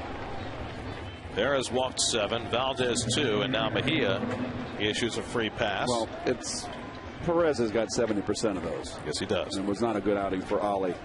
He's off the hook now in this game. So now Rowand, who drew a walk and scored a run in the 4th, otherwise 0 for 3. The Giants have just 4 hits in this game. The Mets have 9.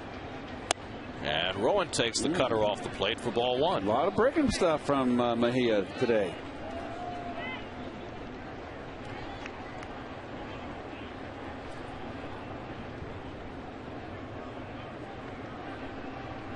Well, if you're going to hit a home run today to left field, you got to hit a line drive and get it down the line.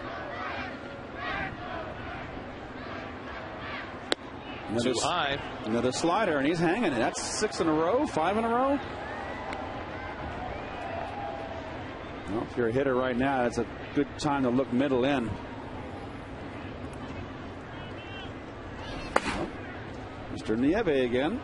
Nightly Nieve, who leads the National League in appearances. It's like Gumby out there, the Rubberman band. You better have a rubber arm if you're going to be used that many times. Nieve is the first Met pitcher in history to pitch in 19 of their first 30 games. All 3. And now it's 3-0 to Rowand.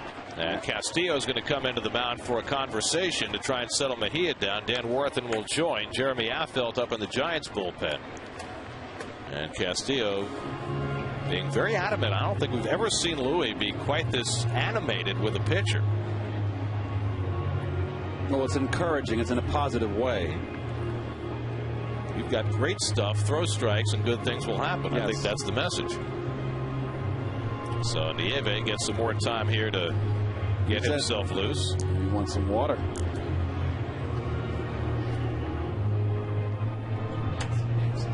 The 10 walks issued by the Mets today, the most in a 9-inning game this season. They had 11 walks in the 20-inning game against the Cardinals. Drive the pitching coach bananas. So now it's 3-0 to Rowand with the switch hitting Andres Torres on deck. And Mejia needs to get focused on the strike zone. That's 1.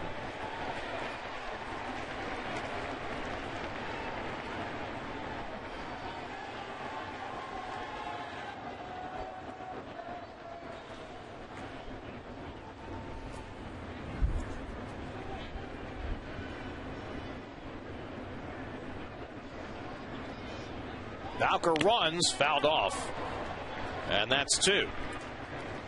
The So Bowker was on his way on 3-1, and Barajas took another shot. Oof, good cut. That's why his ball runs. Throws off the side of the ball. That's the second shot that Barajas has taken in this Wago. So if Bowker was running 3-1, pretty good bet he'll be running 3-2. You got a strikeout pitcher on the mound in Mejia. Chance for a strike him out, throw him out for Barajas, perhaps. 3-2, he's running. It's hit in the air to right field, chasing Francoeur back deep to the warning track near the wall. It's out of here! An opposite field 2-run homer for Aaron Rowan. He got it up into the wind and into the bullpen. His 4th home run of the year, and the Giants have taken a 6-5 lead in the top of the 8th inning. Did you see the expression on Rowan's face when he hit that ball? He went, "Oh, I missed it." And that wind just took it out. Well, the wind gave the Mets 2 runs in the bottom of the 7th. It gives the Giants 2 runs in the top of the 8th. Watch his expression after he hits his ball. I don't think he felt he hit. He got it. Well, he found the right part of the ballpark. Yep. Wow. And Francoeur just kept drifting and drifting, and it finally wound up in the Mets bullpen. So now the Giants back in front 6-5.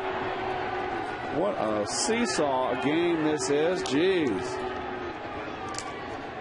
For Mejia, the 2nd home run he's allowed in the major leagues. The first one was a walk-off shot in Colorado by Chris Iannetta.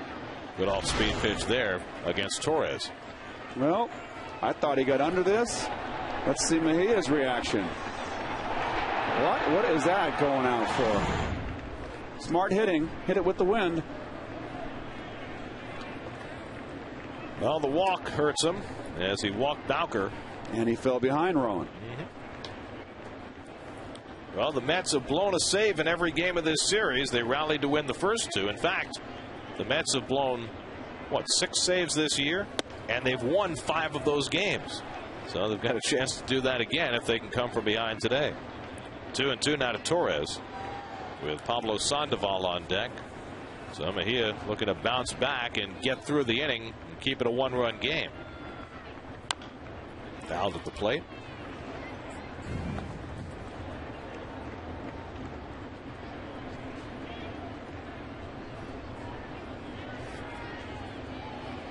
Mets will have Castillo, Pagan, and the pitcher spot coming up in the bottom of the 8th.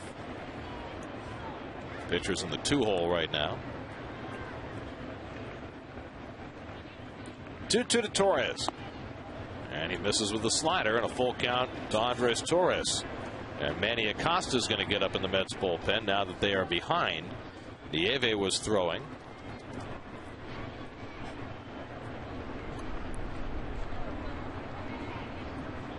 (3-2) fouled away. So the Giants making contact against Mejia. Torres has been on base 3 times today. You see Nieve's still up, but just throwing lightly as Acosta gets loose. Torres has walked twice, single to left his last time up as a right-hand batter against Valdez. Another switch hitter, Sandoval on deck. 3-2, foul back. 8 pitches from Mejia to Torres and still going. The Phillies have won. They beat the Braves today 5-3. Home runs for Polanco, Worth, and Victorino in the Phillies victory. Who got the W on that one? I'll check. How much he started? That was Hamels today. Oh, Hamels has pitched well. 2 in a row for him now. He had a 4-0 lead, gave up 3 runs in the 5th. And the Philly bullpen did the rest.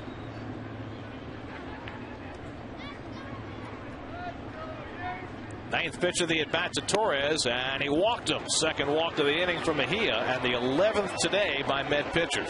That's going to be it. Jerry on the gallop out toward the mound will make the pitching change here. He's got Acosta and Nieve in the bullpen. Sandoval coming up, and nightly Nieve will make a daily appearance. We're in the 8th, 6-5 San Francisco. We'll be right back.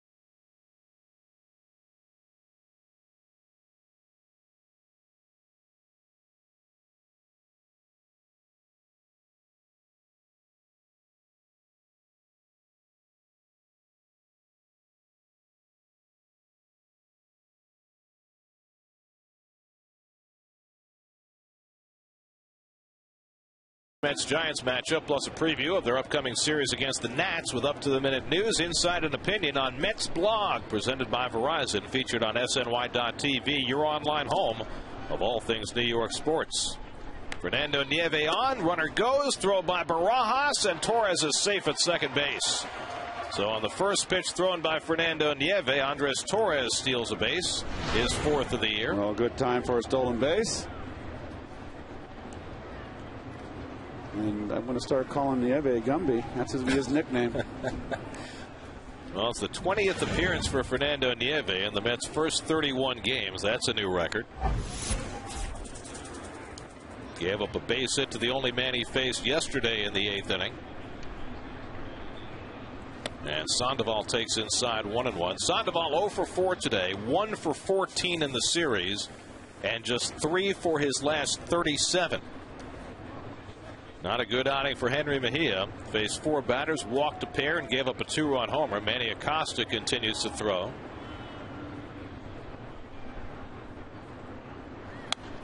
Foul back 1-2. Well, with all the appearances by folks in the Mets bullpen, we figured we'd start this new graphic showing you what the last 5 days have been like. And for Nieve, you see he's made 3 appearances in the last 5 days, but thrown only 19 pitches in those 3 outings. And it's something we're going to keep track of as we move through the season with some of these heavily used relief pitchers. 1-2 to Sandoval. Breaking ball bounced to short. Reyes goes down to get it and throws out Sandoval by a stride for the second out as Torres moves over to third. How did he end up in a heap like that? He thought he was going to get thrown out. That ground ball? Let's see. Oh, he slipped. Skates. That's a Lonnie Smith move right there. So now 2 out, Torres at third, and here is Juan Uribe, who's never had to take the bat off his shoulder today. He's walked 4 times in a row, one of them forced in a run. And he takes a first pitch slider off the plate, and he's a quarter of the way toward another one. Well, big RBI out there for the Giants. Big out for the Mets, obviously. Giants have regained the lead 6-5 on Aaron Rowan's 2-run homer here in the 8th. And it hits him. So after walking 4 times in a row, Uribe takes a painful route to first base. How about that? 5 times on base without a single official at bat. Wants the fastball away, just got away from him.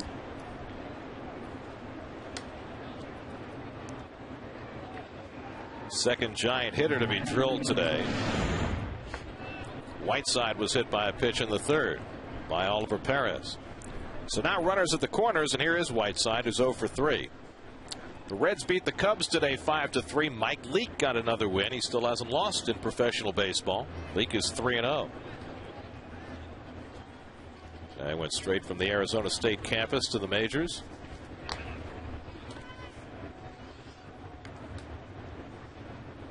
And Whiteside takes the breaking ball down and away. The Marlins have tied up the Nationals 2-2 on a Hanley Ramirez home run in the 8th inning.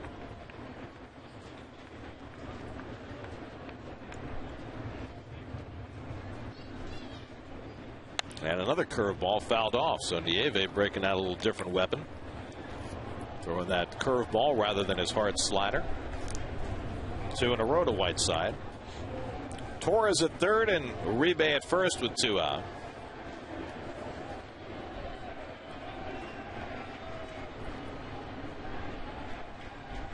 And Whiteside watches low and away, 2-1. Just shows you never know what you're going to see when you come to the ballpark. Yesterday, the Mets built a streak of 33 innings that they had not allowed a walk. Today, they've walked 11 and hit 2 batters. Feast or famine. Unbelievable. And yet they're only down by a run.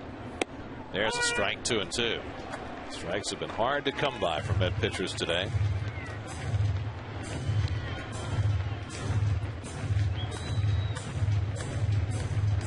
Acosta continues to loosen.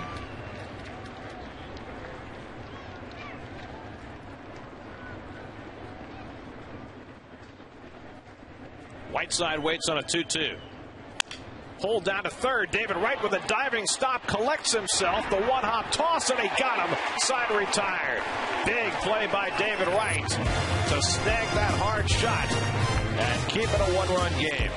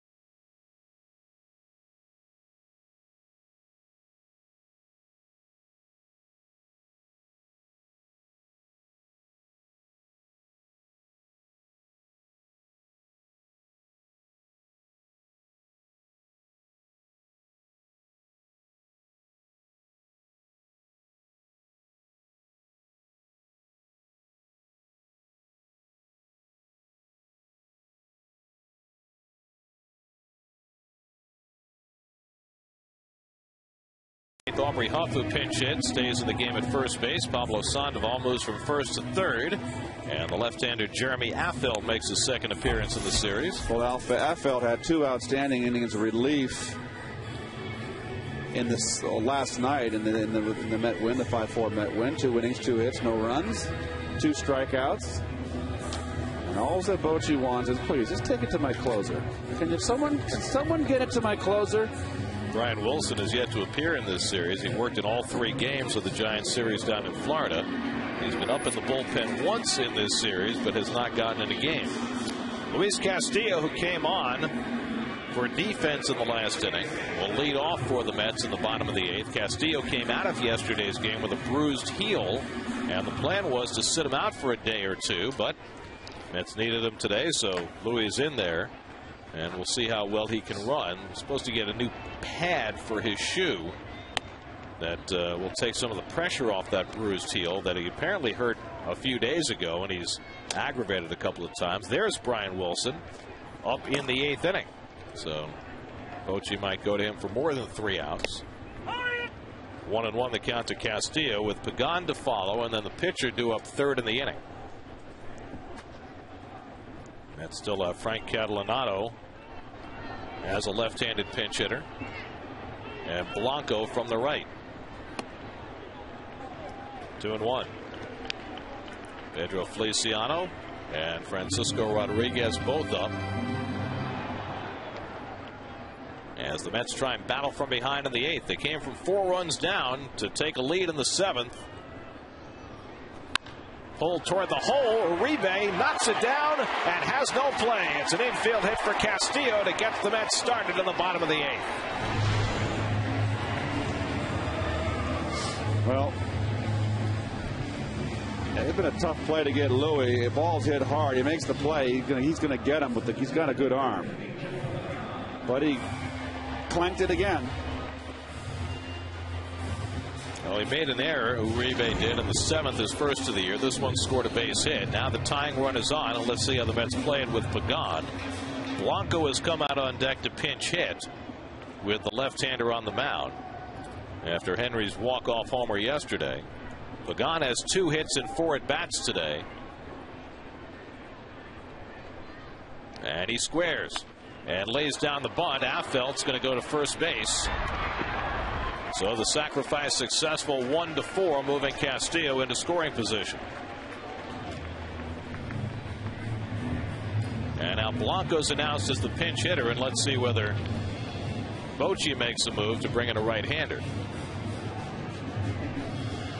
Blanco hit his game winner against a right-hander, Guillermo Mota, yesterday, and Henry, with his first home run as a Met, picked up his first ever walk-off home run at age 38. Well, the rule is on the sacrifice there by Mr. Manuel is that you always play for the tie at home because you bat in the bottom half of the order. You play for the win on the road, and here comes Bochy. Well, if he brings Wilson in, that would mean a 5-out save opportunity for the Giants closer. And as frustrating as this day has been for both managers, watching their pitchers not throw strikes, it might be the day for Bochy to do that. Let's see. He's not yet made a sign. Now he takes the baseball, so Wilson's coming in the game. And Brian Wilson will be asked to get 5 outs to finish this game for San Francisco. 6-5 Giants. We'll be right back.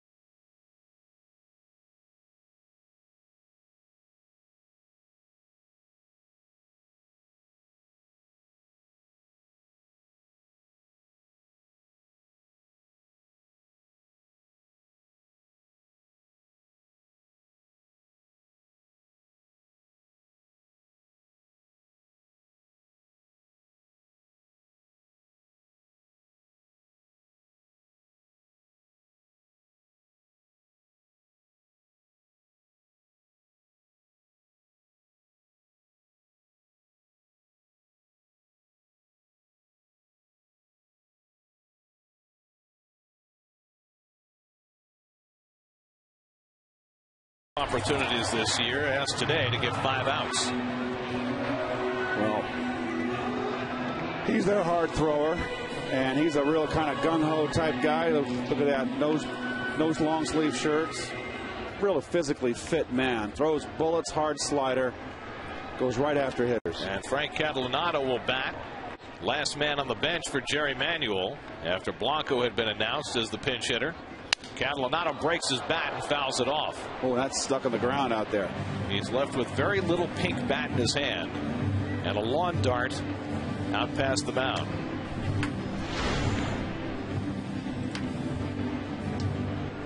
Wow, sawed him off. Just a sliver left. Like, I can't believe how little this is. Well, Frank is just 3 for 20 as a pinch hitter. Up in a big spot here, trying to get the tying run home from second. That's now left without anybody left in the dugout, and it's only the 8th inning. And Frank swings and misses at a high hard one, 0-2. Not a good cut here. Out of the strike zone. Shadows just encroaching on a home plate with the pitcher in the sunshine. Reyes on deck.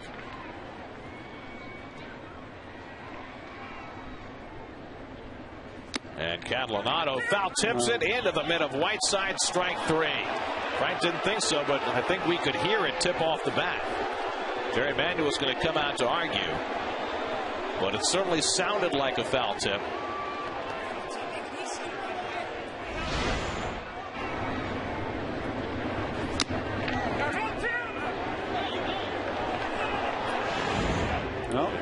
Catalinato say no, but Paul Schreiber said yes. That's all that matters.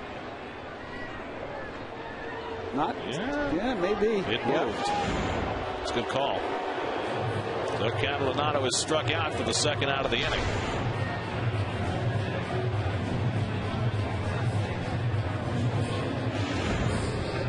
So one out for Wilson of the 5 that he needs. I'm going to do the Coors Light freeze frame.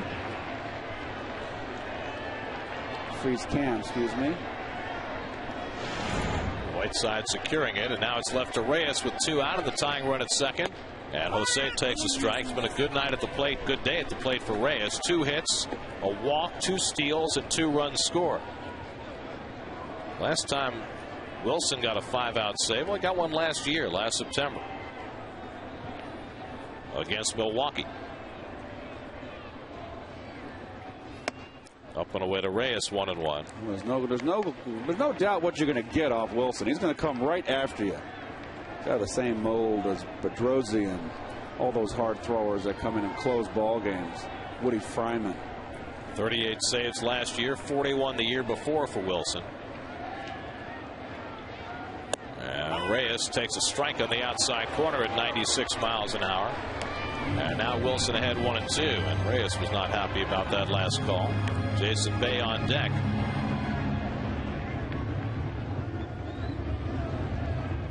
Castillo had a base hit to start the inning. Pagan sacrificed him up to second. Catalinato struck out. Now it's 1-2 to Reyes. And that one misses up and away at 97.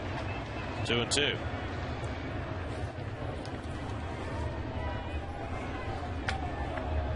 This is a big out, obviously, right here. Big at bat for the Mets.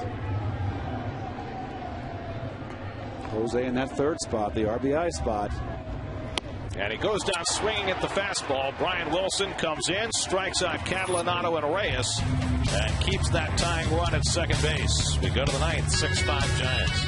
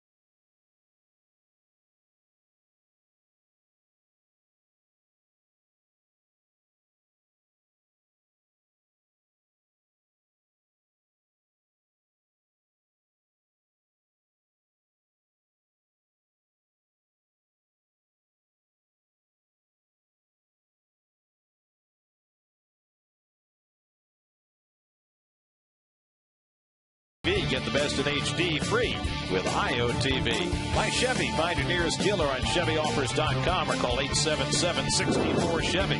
By StubHub. It's easier than ever to buy and sell Mets tickets on StubHub, the official fan-to-fan ticket marketplace of the New York Mets. And by Toyota. Toyota's national sales event is going on now. Hurry into your Toyota dealer today. Ninth inning, Pedro Feliciano on to pitch. Nate Sherholtz leads off for the Giants, who leads 6-5. And Sherholtz takes the slider wide for ball 1. Well, there's Pedro's numbers right there, and it's 18th Fuego. Pretty impressive so far. Gave up a hit to the only man to face him yesterday. I believe it was Nate, wasn't it? Was it Mr. Sherrills got the hit? No, it was Whiteside. That's right. You sure? You would know best. I'm looking at the wrong game. No, I'm wrong. It was Huff. That's right. That's Aubrey right. Huff. Down to first base where Ike Davis has it. And Sherholtz retired. One away. Now Matt Downs will step in. Downs 1 for 4. Drove in a run with a second inning single. Feliciano trying to keep it a one-run game. Mets have big boppers coming up in the bottom of the ninth. Bay, Wright, and Davis. As the Mets try and come from behind in the last at bat yet again.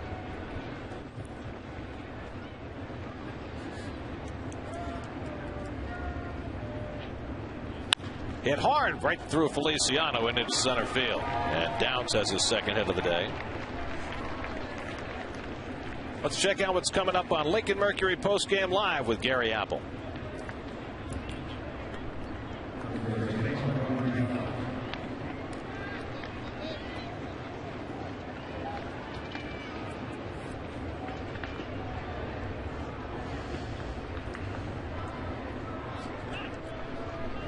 All right, thanks, guys. We'll check in with you after the game.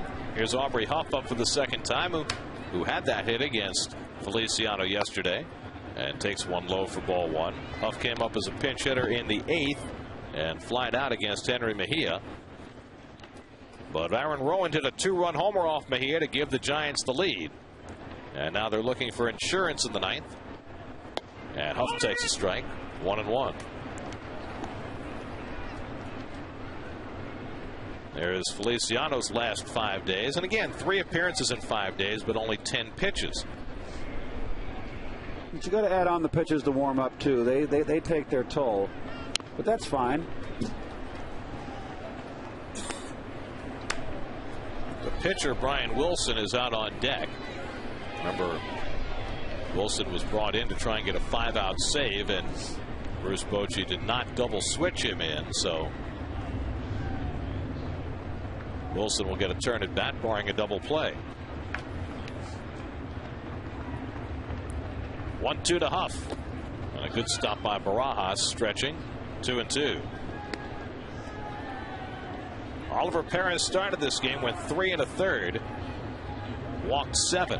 Raul Valdez 3 2/3 innings, no runs, 2 hits. Mejia worked a third of an inning, gave up the 2-run homer to Rowan, and Fernando Nieve got the final 2 outs in the 8th. Now Feliciano, the 5th Met pitcher of the day.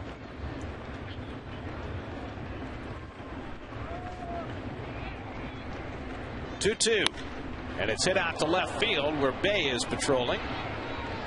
And that's the second out. A piece of paper blew right in front of Feliciano as he threw that pitch. Yep. Right at his foot. But that's the way it's gone the last couple of days, with swirling paper everywhere here at Citi Field. Look at that yellow piece of paper right there. That timeout. Time. That's what I would be doing. Seemed to bother him at all.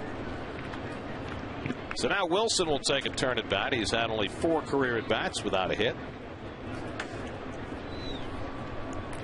So Wilson, who struck out 2 when he came on in the 8th, pausing before heading out to the mound for the 9th to try and finish his save chance.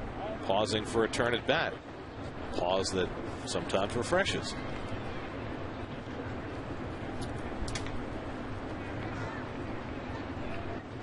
Aaron Rowan waiting on deck. Feliciano gets one over. 1-1.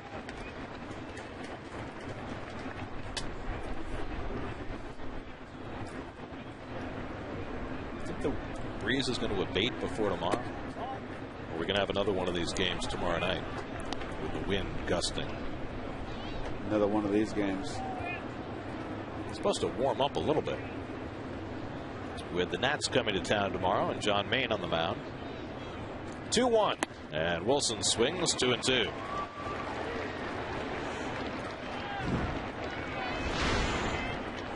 That's right. Wilson's got that weird haircut in the back. Got that little Rusty. What do you call it? Rusty Gate. And he goes down swinging to end the inning. So Feliciano throws up a 0 in the top of the ninth. Can the Mets walk off with another win? Day right at Davis in the bottom of the ninth.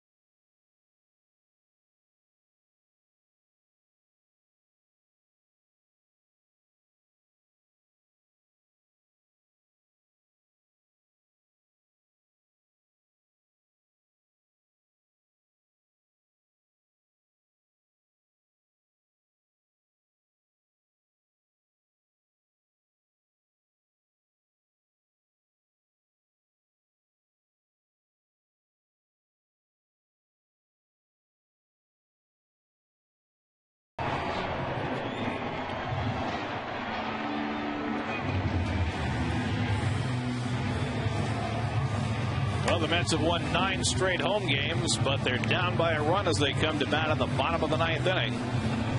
It'll be Jason Bay, David Wright, and Ike Davis trying to do some damage against Brian Wilson, who came on in the 8th and struck out both batters to face him.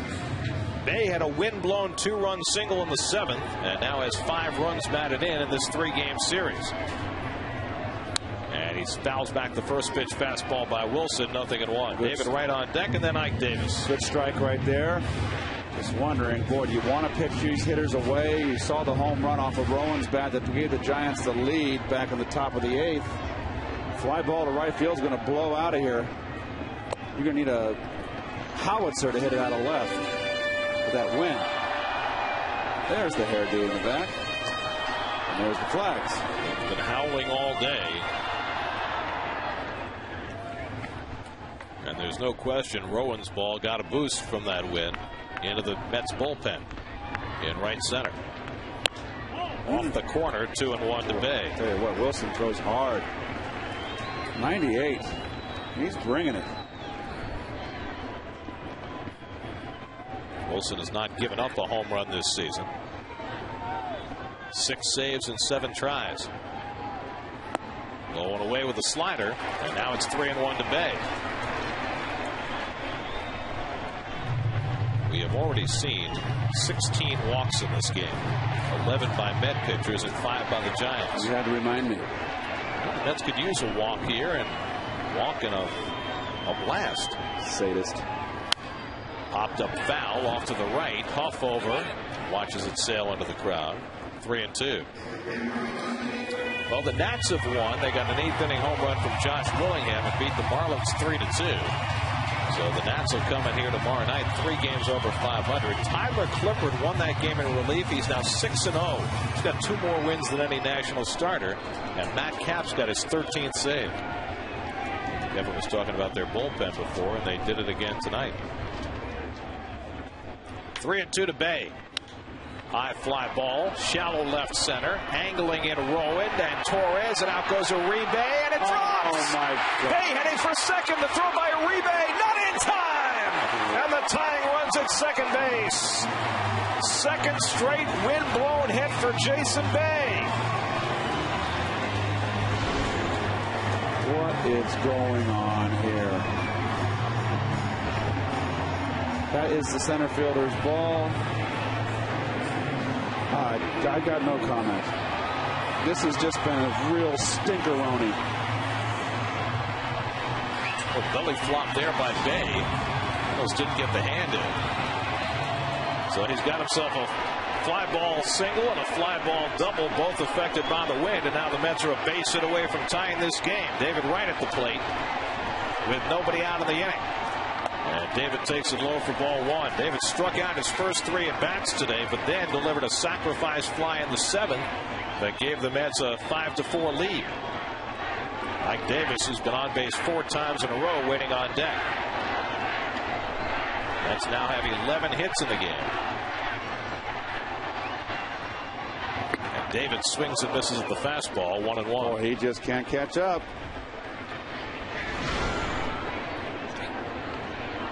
Easing upstairs.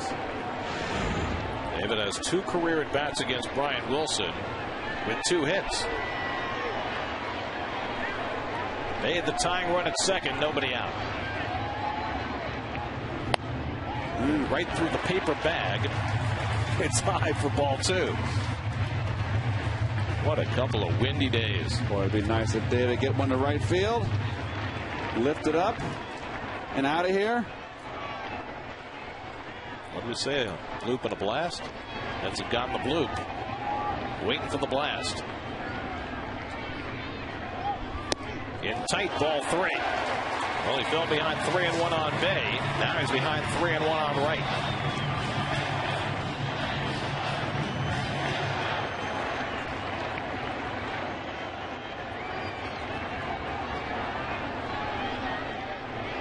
See those shadows between the mound and home plate coming from the light towers. 3-1 from Wilson. Swing and a miss at the fastball at 97, 3-2. It's got to be frustrating for David. Hitters counts and tardy.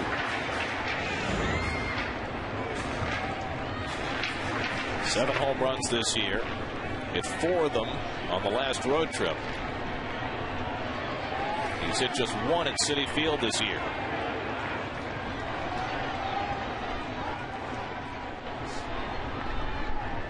Three and 2 to David Wright. On the inside corner, and David goes right after the home plate umpire and has been ejected from the game. A fastball that appeared to be inside. Paul Schreiber called it strike 3, and I don't think I've ever seen David Wright this hot. Well, he's frustrated. It's his 4th strikeout. And remember, the Mets are out of bench players. If they were to tie this game, they would have to put a pitcher into the field because David Wright has just been ejected. Oh, my word. You're right, Gary. Oh, he brought it in, too. This is it. Let's see. It's close, man. It was inside, but it wasn't that far inside. It's close. Well, you can understand David's frustration. It's the 4th time he's been struck out today, and 6 of his last 7 plate appearances. But he's put the Mets in a huge bind if they tie this game. They will have to put a pitcher into the field. The Mets hope to have that problem. Mike Davis looking to get that tying run home from second base. Mike's been aboard 4 straight times with 2 hits and 2 walks. He's driven in a run. Facing the hard throwing right-hander Brian Wilson. And takes a fastball for a strike, 0-1.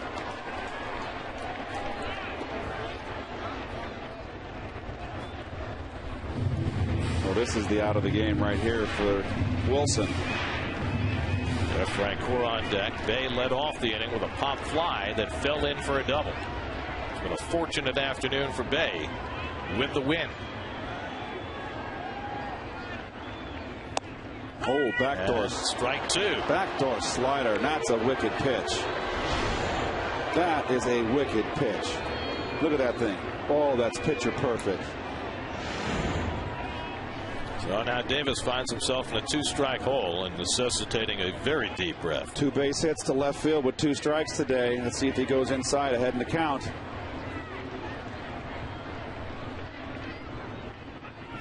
Up and away. They set up in.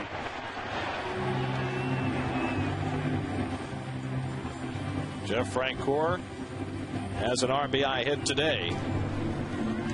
waiting to follow Davis. Well, he didn't get that pitch in. He missed out wide, so he can go back in there if he wants. And I would urge him to. We'll see what happens here. 1-2 to Ike Davis. Backdoor slider. Yep. On the outside corner, strike 3 called, and Davis goes away muttering. Back-to-back strikeouts for Brian Wilson, both looking, and the Mets are down to their final out. This is like a ditto here. Same pitch. That is just perfect. That starts out 3 inches outside, folks, and in the last minute it breaks in on the outside corner. That knee-high, too. That is a pitcher's pitch. Did it twice. Very impressive from Brian Wilson. He's faced 5 batters, struck out 4 of the 5, and the only blemish was a pop fly that fell in. So now Frank Cora, the final hope for New York, trying to get Bay home from second with 2 down. Jeff is 1 for 3 on the day. He swings and misses at the fastball, 0-1. Right by him. This man is throwing some serious cheese. Barajas would be next. They led off the inning with a fly ball, wind-blown double. Wilson has struck out the next 2.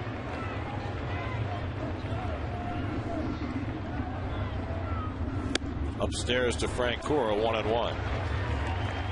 Well, he puts everything into it, doesn't he? All of his pitches, he just... a lot of energy expended. Now you've got pitcher in shadow and hitter in sunlight. Makes it difficult on the hitter. Advantage pitcher.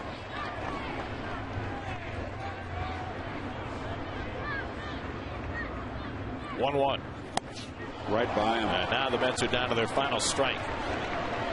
Frank Cora's had more experience against Wilson than any Met hitter. He's gone 0 for 6 against him. Let's see if Frenchie can shorten up at all with 2 strikes. Try and put one in play, and anything in the air could be an adventure. It certainly has been all day. 1-2. They fouled that one back. There is no shortening up in Frenchie's swing, is there? No, there isn't. It's all or nothing.